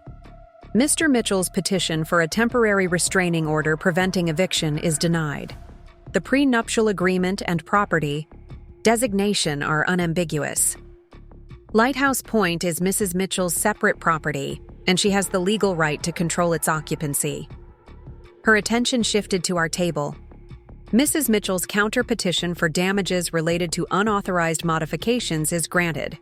Mr. Mitchell will place $75,000 in escrow to be used for restoration of the property to its previous condition, with any remaining funds returned after completion of repairs. The amount was $25,000 more than we'd requested, a tacit acknowledgement of the seriousness of the violations. Regarding the alleged forgery, Judge Harper continued, her tone hardening, this court takes such matters extremely seriously. While Mrs. Mitchell has not pressed criminal charges at this time, I am referring this matter to the District Attorney's Office for review. Forgery of real estate documents is not merely a divorce dispute tactic. It potentially constitutes criminal fraud. Dan's face paled visibly at this pronouncement. Mr. Mitchell will vacate the Lighthouse Point property by 5 p.m. today, removing only his personal belongings. Any items in dispute should be documented and left in place until the formal division of assets in divorce proceedings. The judge made a final notation in her files. This ruling is effective immediately. Court is adjourned. The sharp crack of the gavel punctuated her decision, the sound reverberating through the suddenly quiet courtroom. Caroline gathered our documents as I sat motionless, processing the complete victory we'd achieved. It wasn't just that I'd retained ownership of Lighthouse Point or secured funds for its restoration. The judge had seen through Dan's manipulative narrative completely, recognizing the truth behind the competing stories. "Congratulations," Caroline murmured as we stood to leave. "Clean sweep." Dan intercepted us at the courtroom door, his attorney hovering anxiously behind him. "Rebecca, this is unnecessary. We can still work this out between us without involving the district attorney." The familiar tone, reasonable, slightly wounded, suggesting I was being unreasonable while he was being magnanimous, no longer had any effect on me. "There's nothing to work out, Dan," I replied calmly. The ruling was clear. Vacate my property by 5 p.m., with the security deposit transferred to the escrow account by the same deadline. And the forgery allegation? You're really going to let them pursue criminal charges against me? His voice held a note of disbelief, as if he couldn't comprehend that his actions might have real consequences. I didn't introduce the possibility of criminal charges. The judge did, based on the evidence you created through your own actions. I met his gaze directly. "You forged my signature, Dan. You attempted to sell property you don't own. Those aren't divorce tactics, they're crimes." Harrington intervened, clearly concerned about his client making admissions in public. "We'll comply with the court's ruling regarding the property. As for the other matter, we'll address that through appropriate legal channels."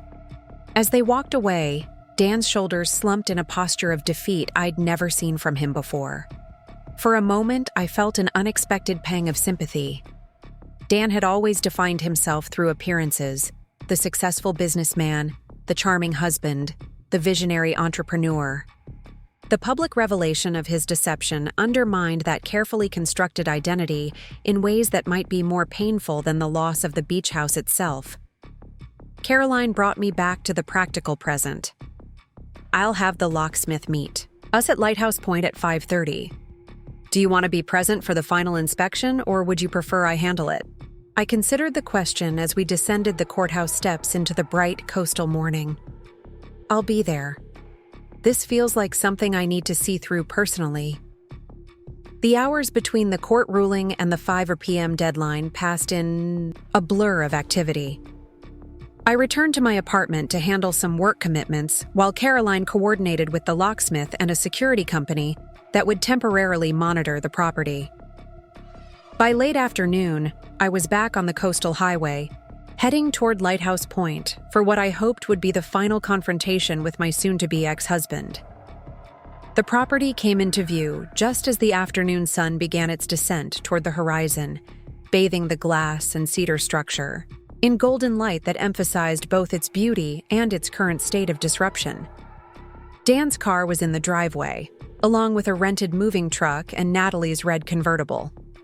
A locksmith van and Caroline's practical sedan completed the tableau of transition. Caroline was waiting at the foot of the driveway, her professional demeanor firmly in place. "They've been loading the truck for about an hour," she reported. "Mostly clothing and personal items, as far as I can tell. No attempts to remove fixtures or furnishings that were part of the original property." I nodded, relieved that Dan was complying with the court order without further drama. "Has the security deposit been transferred?" "Confirmed 15 minutes ago. The full $75,000 is in the escrow account, available for restoration costs as needed." We walked together toward the house, where the locksmith was waiting discreetly by his van, giving the moving process appropriate space. The front door stood open, and through it I could see Dan directing 2 hired movers regarding which items to take. Natalie was nowhere in sight. Caroline checked her watch. "It's 4:45. They have 15 minutes to complete the removal of personal belongings." As if on cue, Natalie emerged from the house carrying a designer weekend bag, her expression souring when she spotted me. She hesitated briefly before squaring her shoulders and approaching with forced confidence. "I hope you're satisfied," she said, her tone brittle with suppressed emotion. "You've managed to completely upend our lives over a vacation house." The description of Lighthouse Point as a vacation house illuminated how fundamentally she misunderstood its significance. To Natalie, the beach house was a status symbol, a trophy, a backdrop for social media posts. She couldn't comprehend its deeper meaning as a creative expression, a personal sanctuary, a physical manifestation of values and vision. "This was never about satisfaction, Natalie," I replied honestly. "It was about protecting something meaningful from people who didn't understand its worth." She laughed, the sound sharp and humorless. "Its worth? It's a house, Rebecca. A nice one, granted, but ultimately just real estate. There are dozens of properties on this coastline with better views and more updated features. Then perhaps you should look into one of those instead. Something you can shape according to your own vision, rather than trying to erase someone else's." Natalie's carefully maintained composure cracked slightly. "You think that's what this was about? Erasing you? Believe me, you weren't even a consideration when we planned the renovation. We were simply making the space work for us, not maintaining some shrine to your perfect taste." The insight into her perspective was both illuminating and sad. Natalie genuinely couldn't see that her inability to value the existing design, to appreciate its intention and craftsmanship, revealed a fundamental limitation in her relationship with both the property and, by extension, with Dan. They were united not by shared values, but by shared superficiality, an emphasis on appearance over substance, on acquisition over creation. "That's the difference between us," I said quietly. "I never saw Lighthouse Point as something to make work for me.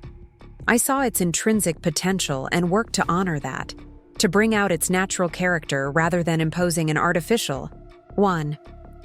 Natalie rolled her eyes, the gesture dismissing both my perspective and the conversation itself. "Whatever helps you sleep at night. Enjoy your empty house and your moral victory." She walked to her convertible without looking back, placing her weekend bag in the passenger seat with deliberate care. The contrast between her affected nonchalance and the evident tension in her movements suggested the casual dismissal was more performance than genuine feeling. The sound of heavier footsteps on the wooden deck announced Dan's approach. Unlike Natalie, he made no attempt to mask his emotions. Anger, frustration, and something like grudging respect warred in his expression as he joined us at the edge of the driveway. "We've removed everything personal," he stated flatly. "The movers are doing a final sweep now, but we should be out by the deadline." Caroline nodded professionally. I'll conduct a walkthrough to verify compliance with the court order. The locksmith will change the locks immediately after your departure." Dan ignored her, focusing his attention on me. "I underestimated you, Rebecca. I always thought your attention to detail, your insistence on documentation, your careful planning were limitations, signs of anxiety or lack of vision. I never considered they might actually be strengths." The admission seemed to cost him, but there was a hint of genuine realization in his words. Dan had always divided the world into visionaries and implementers, considering himself firmly in the former category while dismissing the latter as somehow lesser. That I had outmaneuvered him using the very qualities he had disparaged represented a fundamental challenge to his worldview. "They're not strengths or limitations, Dan. They're just who I am. I pay attention. I notice details. I believe how things are done matters as much as what is done." I gestured toward the half-dismantled living space visible through the open door. "That's why the house matters so much to me. It's not just property. It's a physical expression of those values." For a moment, something like genuine understanding passed between us. Perhaps the most honest connection we'd shared in years. Then Dan's customary defensive armor reasserted itself. "Well, your attention to detail has certainly won this round, but the divorce proceedings are just beginning, and not everything is covered by prenuptial agreements."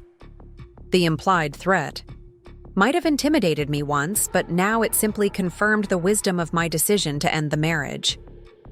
Dan viewed every interaction as a competition, every relationship as a zero-sum game with winners and losers. Even in defeat, he was already planning his next maneuver, his next attempt to regain the upper hand. This wasn't a game to win, Dan.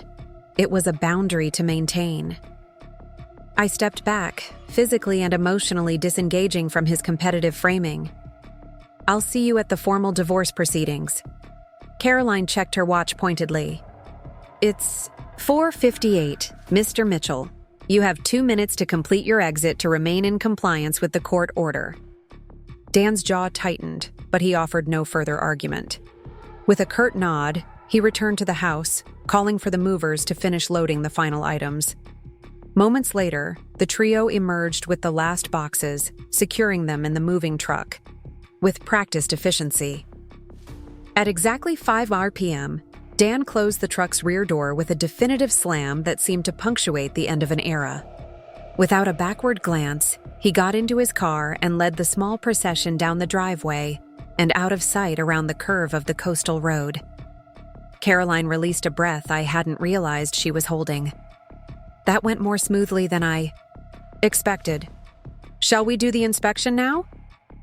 The locksmith approached, tools in hand. "I can start with the exterior doors while you conduct your walkthrough, if that works for you." I nodded, suddenly eager to reclaim my space despite the damage it had suffered. "Let's do it." The interior of Lighthouse Point revealed the full extent of Dan and Natalie's attempted transformation. Every room showed signs of disruption, furniture rearranged or removed, walls prepped for repainting, fixtures in various states of replacement. The overall effect was one of a renovation abandoned mid-process, leaving the space in a transitional state that reflected neither its original design nor its intended replacement. Caroline documented each modification methodically, creating a detailed inventory for the restoration contractors. The good news is that most of the damage appears to be superficial. They didn't get far enough to make structural changes that would require major rebuilding. I moved from room to room, mentally cataloging what had been lost and what remained. The kitchen's custom cabinetry would need to be rebuilt, the lighting fixtures replaced with matches for the originals, the distinctive reclaimed wood flooring restored where it had been damaged during the attempted renovation. The lighthouse view reading nook represented the most painful loss. The built-in bookshelves had been completely removed, the window seat dismantled, the space stripped of the character that had made it my sanctuary within a sanctuary. Restoring this area would require finding craftsmen capable of recreating the custom woodwork, sourcing matching materials, reinstalling the precise details that had made the space so special. And yet, standing in the gutted room with the afternoon sun streaming through the still intact wall of windows, I felt an unexpected sense of possibility rather than despair. The lighthouse stood as it always had on the horizon, its steady presence a reminder that some things endured despite temporary disruptions. The view remained spectacular, the quality of light unchanged, the potential of the space still fully present beneath the superficial damage. "It's going to be okay," I said softly, more to myself than to Caroline. "Better than okay, actually. This is an opportunity to refine, to enhance, to recommit to the original vision." Caroline looked up from her documentation, surprise evident in her expression. "That's remarkably positive, considering what they did to your home. They damaged the house, but they didn't destroy what makes it special." I ran my hand along the exposed wall where bookshelves had once stood. "The bones are still good. The location, the light, the relationship to the landscape, those fundamental qualities are intact." As the locksmith completed his work, changing every lock and providing me with the new keys, I found myself eager to begin the restoration process, not as a return to the past, but as an evolution, maintaining what had been successful in the original design while incorporating new elements that reflected my current sensibilities. The sun was setting as Caroline and I completed our inspection, casting long shadows across the disrupted living space. The locksmith had departed, and the security company had installed temporary monitoring until the restoration work could begin. We stood on the oceanfront deck, watching the lighthouse beam activate as darkness gathered on the horizon. "What now?" Caroline asked, closing her documentation folder with a sense of finality. "Now I rebuild," I replied, the decision crystallizing as I spoke it aloud. "Not just the house, but my life. Both need thoughtful restoration, selective improvement, clear vision." Caroline smiled, her professional demeanor softening into friendly concern. "Are you planning to move back in during the restoration, or stay at your apartment until it's complete?" I considered the question, weighing practical considerations against emotional needs. "I think I'll split my time. The main living areas are habitable, if not perfect. Being present during the restoration feels important, a way of reclaiming the space, guiding its evolution, making sure the work honors the original intention while allowing for growth." The lighthouse beam swept across the darkening water, a steady rhythm that had guided ships safely to harbor for generations. There was wisdom in that consistency, that unwavering purpose despite changing conditions. "You know what's ironic?" I mused as we prepared to leave. "Dan always accused me of being too attached to material things, too focused on creating the perfect environment. He never understood that my connection to this house wasn't about perfection or possession. It was about integrity, the alignment between vision and reality, between intention and execution."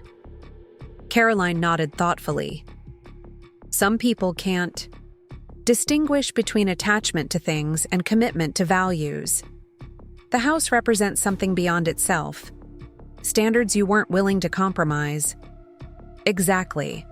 I locked the front door with the new key, the simple action symbolizing the reclamation of my space and my autonomy. And that's what the restoration will be about too. Not just returning the house to its former state, but recommitting to the values it represents. As we walked to our respective cars, the lighthouse beam swept over us briefly, illuminating our path before continuing its steady rotation. Like that reliable beam, I had maintained my course through the storm of confrontation and legal battles. Now, with Lighthouse Point secured and restoration plans forming, I could look forward to calmer waters ahead. The drive back to my downtown apartment felt different this time. Not a retreat from loss, but a temporary transition before returning to reclaim and restore what was rightfully mine. Dan and Natalie had attempted to erase my presence from Lighthouse Point, to superimpose their vision over mine. They had failed not because of legal technicalities or prenuptial clauses, but because they fundamentally misunderstood what gave the house its value. They had seen only its surface, the prestigious address, the ocean views, the impressive architecture. They had missed entirely its substance, the intentional relationship between design and setting, the carefully considered details that created not just visual beauty but emotional resonance, the authentic connection to place that no generic luxury renovation could provide. As I pulled into my apartment building's parking garage, my phone chimed with an incoming message. It was from Emma. Heard about the court victory from Caroline. Time to celebrate? Harbor Cafe tomorrow evening? I smiled, texting back my agreement. After weeks of conflict and confrontation, the simple pleasure of dinner with my sister at our favorite local restaurant seemed like the perfect way to mark this turning point. Emma's response came quickly. Proud of you, sis. Not just for winning, but for fighting for what matters. See you at 7. Those words, fighting for what matters, resonated deeply as I made my way to my apartment. The battle for Lighthouse Point had never been about winning against Dan or Natalie. It had been about honoring what I valued, protecting what I had created, maintaining the integrity of my vision against those who couldn't see its worth. Tomorrow would bring new challenges, restoration contractors to consult, design decisions to make, practical logistics to manage. But tonight, with the lighthouse beams sweeping steadily across the distant shoreline and new keys safely in my possession, I could rest in the knowledge that some things worth fighting for could indeed be preserved, protected, and ultimately restored to their rightful state. Not unchanged, nothing remains truly unchanged by experience, but perhaps improved, deepened, made more resilient by surviving the attempt to alter its essential character, much like its owner. 3 months after reclaiming Lighthouse Point, I stood barefoot on the newly restored deck, watching dawn break over the Atlantic. The early September air carried the first hint of autumn coolness, a welcome change after the humid intensity of summer. In my hands, a steaming mug of coffee warmed my palms as I contemplated the transformation of both the house and myself during these past 12 weeks. The restoration had progressed more rapidly than I'd initially expected. Once the security deposit was secured and contractors engaged, the work had unfolded with surprising efficiency.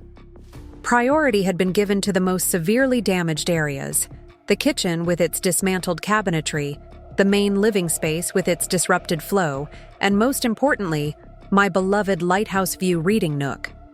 That space had been the first to be fully restored, and it now stood as the heart of the house once again. The custom bookshelves had been rebuilt according to the original specifications, crafted by the same local woodworker who had created them 5 years earlier. The window seat had been reinstalled and improved with additional storage and more resilient upholstery. My books, temporarily boxed during the renovation, had returned to their rightful places, organized by subject rather than color, prioritizing function over the Instagram-ready aesthetic Natalie had favored. I sipped my coffee, savoring the peaceful moment before the day's activities began. The renovation team would arrive at 9 to complete the final details of the kitchen restoration. Caroline was scheduled to stop by at 11 with the latest divorce settlement proposals. And Emma had promised to bring lunch and help me arrange the newly delivered living room furniture, pieces I'd selected to replace those Dan and Natalie had removed during their brief occupation. The house felt like mine again, or rather, like a new version of itself that honored its original character while incorporating thoughtful improvements. In rebuilding, I'd taken the opportunity to refine certain elements that had never quite worked as intended. The kitchen layout was now more intuitive, the lighting throughout more nuanced, the connection between indoor and outdoor spaces more seamless. My phone chimed with a message from Trevor Wilson. Property listing you asked about just came on the market. Sending details now. Perfect timing with your renovation almost complete. I smiled, knowing exactly which property Trevor meant. The small cottage adjacent to Lighthouse Point had been vacant for years, its elderly owner having moved to assisted living without selling. I'd expressed interest in acquiring it if it ever became available, not for its development potential, but as a buffer to protect Lighthouse Point's privacy and unobstructed views. The cottage itself was charming, but neglected, a modest structure with good bones beneath years of deferred maintenance. In my mind, it had always represented a potential extension of my vision for Lighthouse Point, not as an expansion of my living space, but as a complementary element in the larger coastal landscape. Perhaps a guest house for visiting friends, or a studio for Emma's painting, or even a small creative retreat that could be shared with the community. Another message arrived with the listing details, confirming my long-held suspicions about the property's potential. Despite its neglected condition, the cottage retained distinctive architectural features worth preserving. A cedar-shingled roof with graceful dormers, original multi-paned windows, a riverstone fireplace that anchored the main living space. Like Lighthouse Point before its renovation, this smaller property had good bones waiting to be honored and enhanced. The asking price was reasonable, reflecting the extensive work the cottage would require. After the substantial security deposit Dan had been forced to provide, plus the additional settlement funds Caroline had secured for my legal expenses, I had sufficient resources to consider this acquisition without compromising my financial security. I forwarded Trevor's message to Emma with a single question. "What do you think? Guest house? Studio space? Community project?" Her response came almost immediately. "Yes to all three, and I've already got renovation ideas. Don't make any decisions until I show you my sketches at lunch." The enthusiasm in her message made me laugh aloud, the sound carrying across the morning still water. Emma had been my steadfast ally throughout the conflict with Dan, but her support had extended far beyond emotional encouragement. Her artist's eye had proved invaluable during the restoration process, helping me refine color palettes, spatial relationships, and textural balances that enhanced the house's dialogue with its coastal setting. Movement on the water caught my attention. A solitary kayaker navigating the morning swells, his orange vessel bright against the deep blue of the ocean. There was something meditative in his rhythmic paddling, the unhurried progression parallel to the shoreline. I watched until he disappeared around the curve of the coastline, his journey a reminder of life's continuous forward motion. My own journey over these past months had been less linear than cyclical, a return to myself, to values and principles temporarily obscured by marriage to someone who had never fully shared them. The beach house restoration had become a metaphor for personal reclamation, each decision about materials or design elements an affirmation of what truly mattered to me. The kitchen renovation had been particularly symbolic. Dan had always complained about its inefficiency, focusing on minor inconveniences while missing its fundamental strength, the way it encouraged interaction rather than isolation, the manner in which it connected seamlessly to both dining and living areas, its orientation toward ocean views rather than interior features. In rebuilding after Dan and Natalie's partial demolition, I'd maintained these core qualities while addressing legitimate functional concerns. The result was a space that honored its original intention while evolving to better serve its purpose, much like my own evolution through this challenging period. The sound of a vehicle on the gravel driveway signaled the arrival of the restoration team. Earlier than expected, but their dedication to completing the project had been unwavering throughout. I drained the last of my coffee and headed inside to greet them, closing the deck door on the peaceful ocean scene. Marco, the project foreman, met me in the entry with his characteristic quiet confidence. "Good morning, Ms. Mitchell. We brought the custom lighting fixtures for the kitchen. The artisan finished them ahead of schedule." "That's wonderful news. And please, it's Rebecca now." The divorce wasn't yet finalized, but I'd already begun the process of reclaiming my maiden name, Parker. Another form of restoration, returning to my original identity after 15 years as Rebecca Mitchell.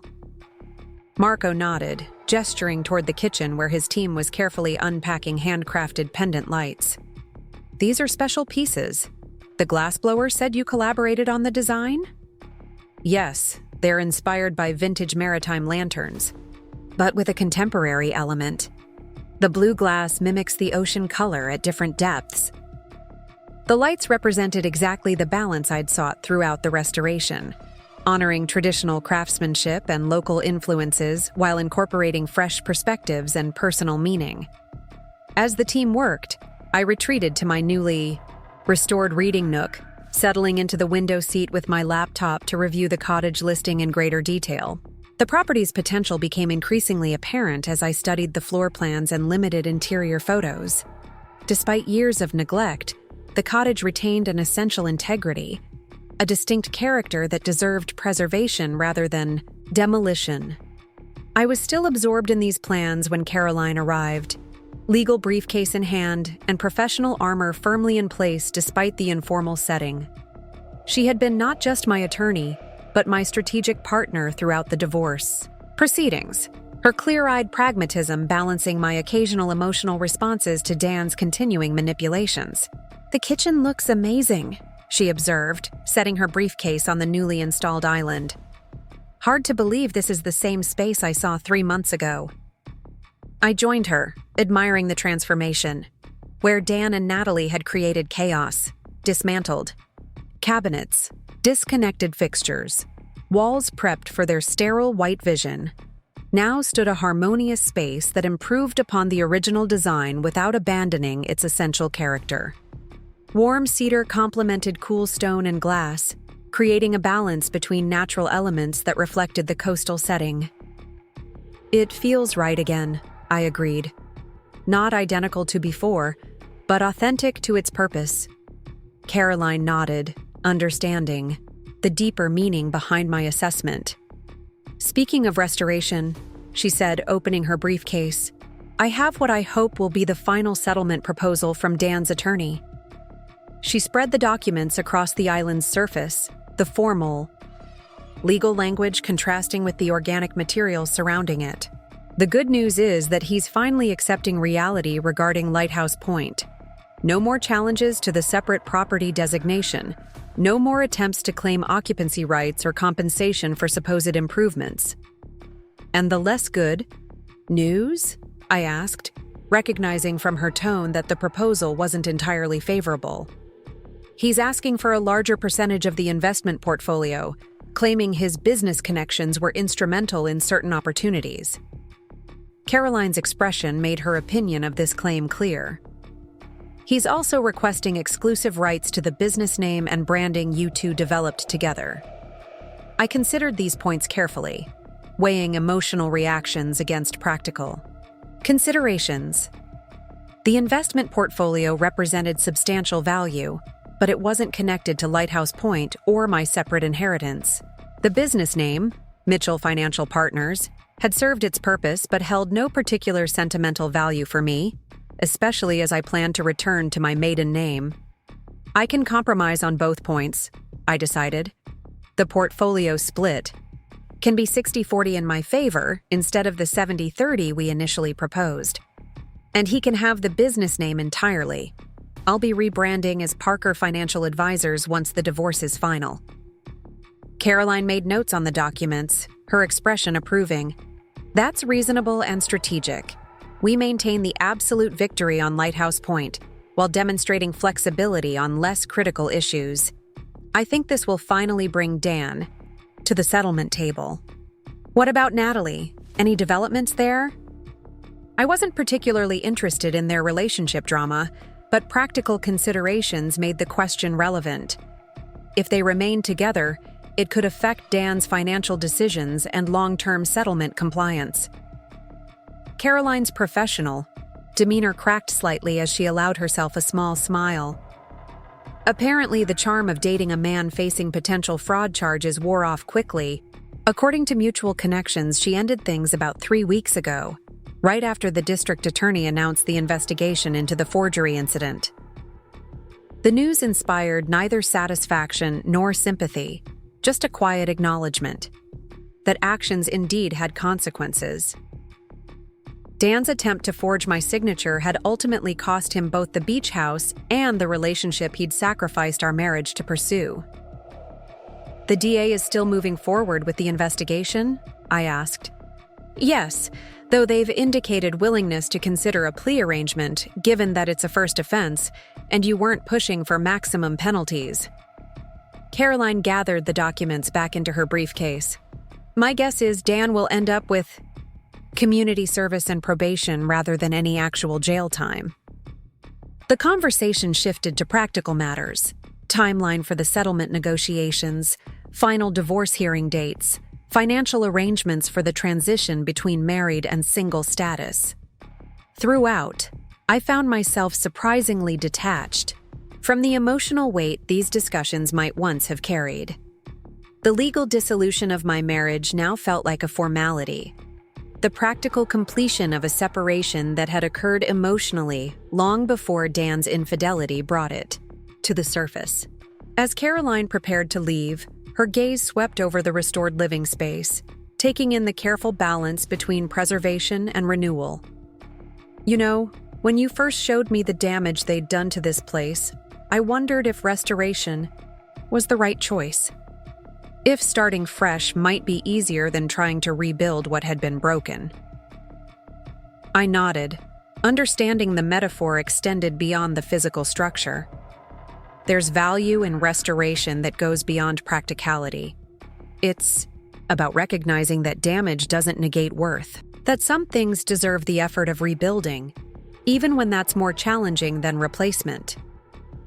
Well, the results speak for themselves, Caroline said, gesturing toward the harmonious space around us.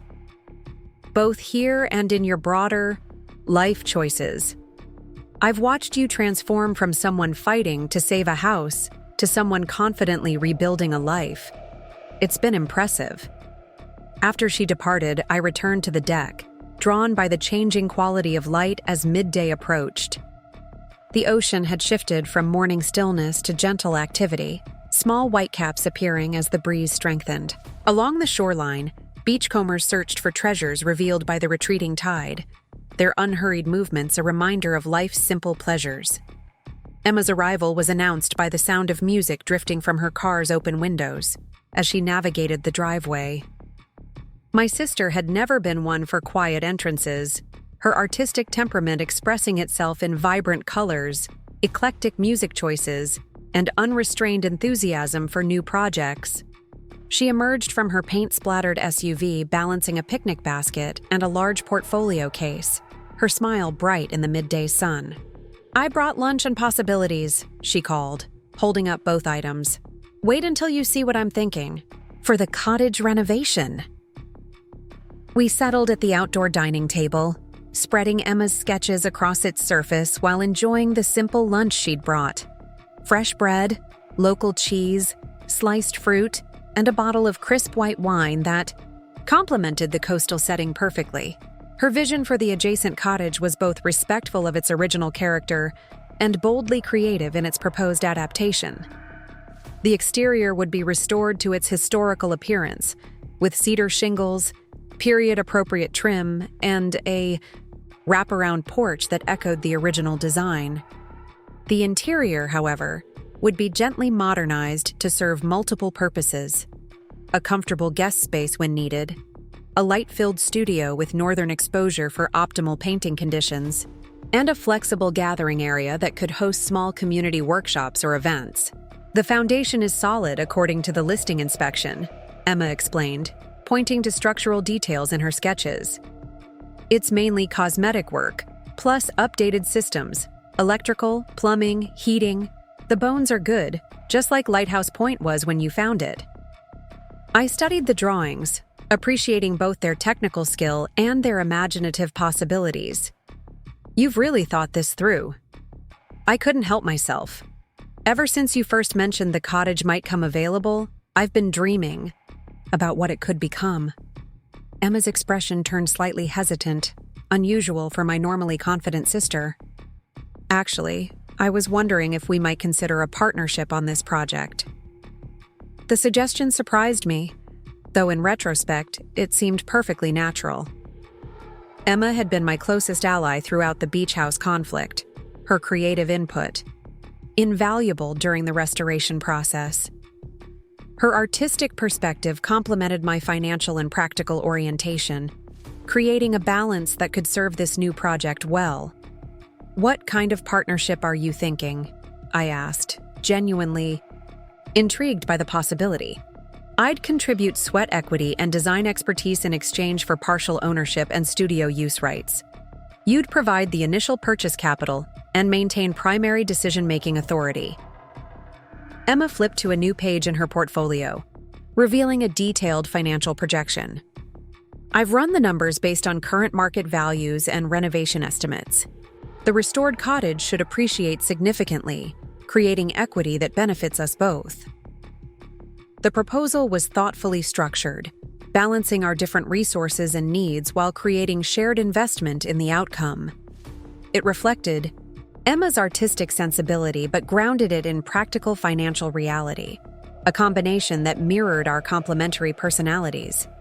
"I love this idea," I said, feeling the first stirrings of excitement about a new creative venture. "It would give the cottage purpose beyond just being a buffer property, and your artistic perspective would ensure it becomes something special." Emma's smile brightened. "I was hoping you'd say that, and I already have a name for it. Lighthouse Cottage. Simple but connected to its relationship with your property." "Our properties," I corrected gently. "If we're partners in this, we should acknowledge that from the beginning." The restoration team called for my input on a lighting installation question, temporarily interrupting our planning session. As I moved through the house addressing various completion details, I was struck by how different this felt from the original renovation. Less frantic, more measured, informed by experience rather than just vision. When I returned to the deck, Emma had arranged her sketches in sequence to show the cottage's transformation from neglected structure to vibrant, purposeful space. The progression reminded me of my own journey over these past months, from betrayal and loss through conflict and reclamation to this new phase of thoughtful rebuilding. "I think we should do it," I decided, raising my wine glass in a spontaneous toast. "To Lighthouse Cottage and new beginnings." Emma clinked her glass against mine, her expression reflecting the significance of this moment. "To partnerships based on mutual respect and shared vision." The afternoon unfolded in a pleasant rhythm of practical tasks and creative planning. We arranged the newly delivered living room furniture, positioning each piece to balance comfort, with optimal views of both ocean and lighthouse. The restoration team completed the kitchen lighting installation, the handcrafted pendants casting subtle blue reflections across the stone countertops when illuminated. By early evening, the house had achieved a state of completion that felt both satisfying and open to future evolution. Not a static monument to design perfection, but a living space that could grow and adapt while maintaining its essential character. The restoration had preserved what mattered most: the quality of light, the relationship to the natural setting, the architectural integrity, while allowing for thoughtful improvements that enhanced its functionality and meaning. As sunset approached, Emma departed to meet friends for dinner in town, leaving me to enjoy the first truly peaceful evening in my fully restored home. I opened a bottle of wine I'd been saving for this occasion, a special vintage purchased. The day I'd closed on Lighthouse Point 5 years earlier, intended to mark meaningful milestones in the property's evolution. With glass in hand, I moved through each room, appreciating the subtle harmonies of material, light, and space. The kitchen now flowed more naturally into the dining area, their relationship clarified and enhanced by the restoration process. The main living space had regained its sense of tranquil openness, the furniture arrangement creating conversation areas without interrupting the visual connection to the landscape beyond. The lighthouse view reading nook, however, remained my favorite spot, the heart of the home in both literal and figurative senses. As dusk deepened toward night, I settled into the window seat with my wine and a book I'd been meaning to read for months, finally able to enjoy this space without the shadows of conflict or disruption. Through the windows, I watched the lighthouse beam activate, its steady rhythm sweeping across darkening waters. That dependable light had witnessed the entire drama of recent months: Dan's betrayal, Natalie's intrusion, their attempted transformation of the property, my legal battle to reclaim it, and finally, this careful restoration to authentic character. Throughout that turbulent period, the lighthouse had continued its unwavering purpose, unaffected by human dramas or temporary disruptions. There was profound wisdom in that constancy, that quiet commitment to fundamental purpose despite changing circumstances. My phone chimed with an unexpected message from Dan, the first direct communication since the court hearing 3 months earlier. Settlement terms accepted. Paperwork signed. It's done. The notification should have felt more momentous, but instead, it registered as merely the formal conclusion to a chapter already emotionally complete. The marriage had ended long before this legal dissolution, its demise caused not by Natalie's appearance, but by the gradual divergence of values and visions that had made Dan's betrayal possible. I set the phone aside without responding, returning my attention to the lighthouse beam sweeping steadily across the horizon. The cycle of light and darkness created a natural rhythm, a visual reminder that endings inevitably contain the seeds of new beginnings. Tomorrow would bring fresh activities: a preliminary meeting with Trevor about the cottage purchase, continued settling into the restored space, financial planning for this next phase of life. But tonight was for quiet appreciation of what had been reclaimed and rebuilt, both in the physical structure around me and in the life I was constructing for myself. The restoration of Lighthouse Point had never been merely about property ownership or winning against Dan's attempted appropriation. It had been about honoring the value of thoughtful creation, about protecting something meaningful from those who couldn't understand its worth, about maintaining integrity in the face of attempts to compromise it. In that sense, the beach house had become more than just my home. It was a physical manifestation of principles worth defending, a tangible reminder that some things deserve protection, not because they are perfect, but because they are authentic.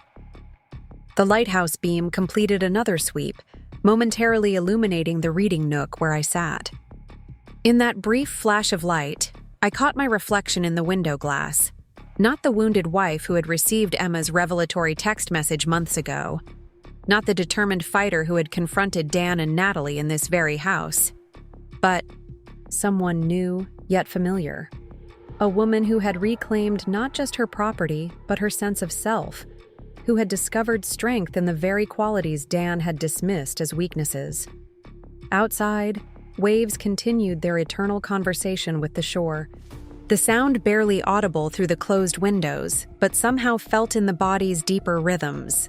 The ocean represented another kind of wisdom, the understanding that movement and change were not opposed to constancy, but rather different expressions of the same fundamental reality. The beach house at Lighthouse Point stood at the intersection of these complementary truths, the lighthouse's steady purpose and the ocean's continuous renewal. In rebuilding after devastation, I had honored both principles, creating a home that maintained its essential character while evolving to meet new circumstances. As night deepened, stars appeared above the darkened ocean, their ancient light, reaching Earth after journeys of unimaginable distance. I remained in the reading nook, book open but momentarily forgotten as I absorbed the peaceful culmination of months of conflict and restoration. Dan and Natalie had attempted to claim my dream home, to erase my creative vision and replace it with their superficial aesthetic. They had failed not because of legal technicalities or prenuptial clauses, but because they fundamentally misunderstood what gave Lighthouse Point its true value: the thoughtful intention behind every detail, the authentic relationship between structure and setting, the soulful quality that transcended mere real estate. In reclaiming the beach house, I had also reclaimed something essential in myself: confidence in my own judgment, trust in my own vision, belief in the value of what I created. The restoration had been as much about rebuilding my sense of self as it had been about repairing physical damage to the property. Tomorrow would bring the next chapter: Lighthouse Cottage, partnership with Emma, new professional identity as Rebecca Parker rather than Rebecca Mitchell. But the foundation for these new beginnings had been laid in the challenging process of defending and restoring what mattered most to me.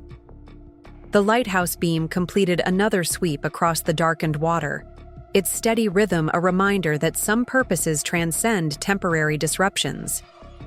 Lighthouse Point had weathered its storm and emerged not merely restored but enhanced, its essential character preserved while allowing for thoughtful evolution, much like its owner. As I finally turned my attention back to my book, settling deeper into the window seat that had been so carefully rebuilt according to the original design, I felt a profound sense of homecoming, not just to a physical space, but to my authentic self. The beach house was mine again. More importantly, so was my life, rebuilt with the same careful attention to detail, the same respect for essential character, the same balance between preservation and growth that had guided the physical restoration of Lighthouse Point. Dan and Natalie had thought they were writing a love story with my beach house as its setting. Instead, they had inadvertently catalyzed a different narrative altogether, one about a woman who refused to let others define her worth, who fought for what she had created, and who ultimately found something far more valuable than revenge. She found herself. Up next, you've got 2 more standout stories right on your screen. If this one hit the mark, you won't want to pass these up. Just click and check them out.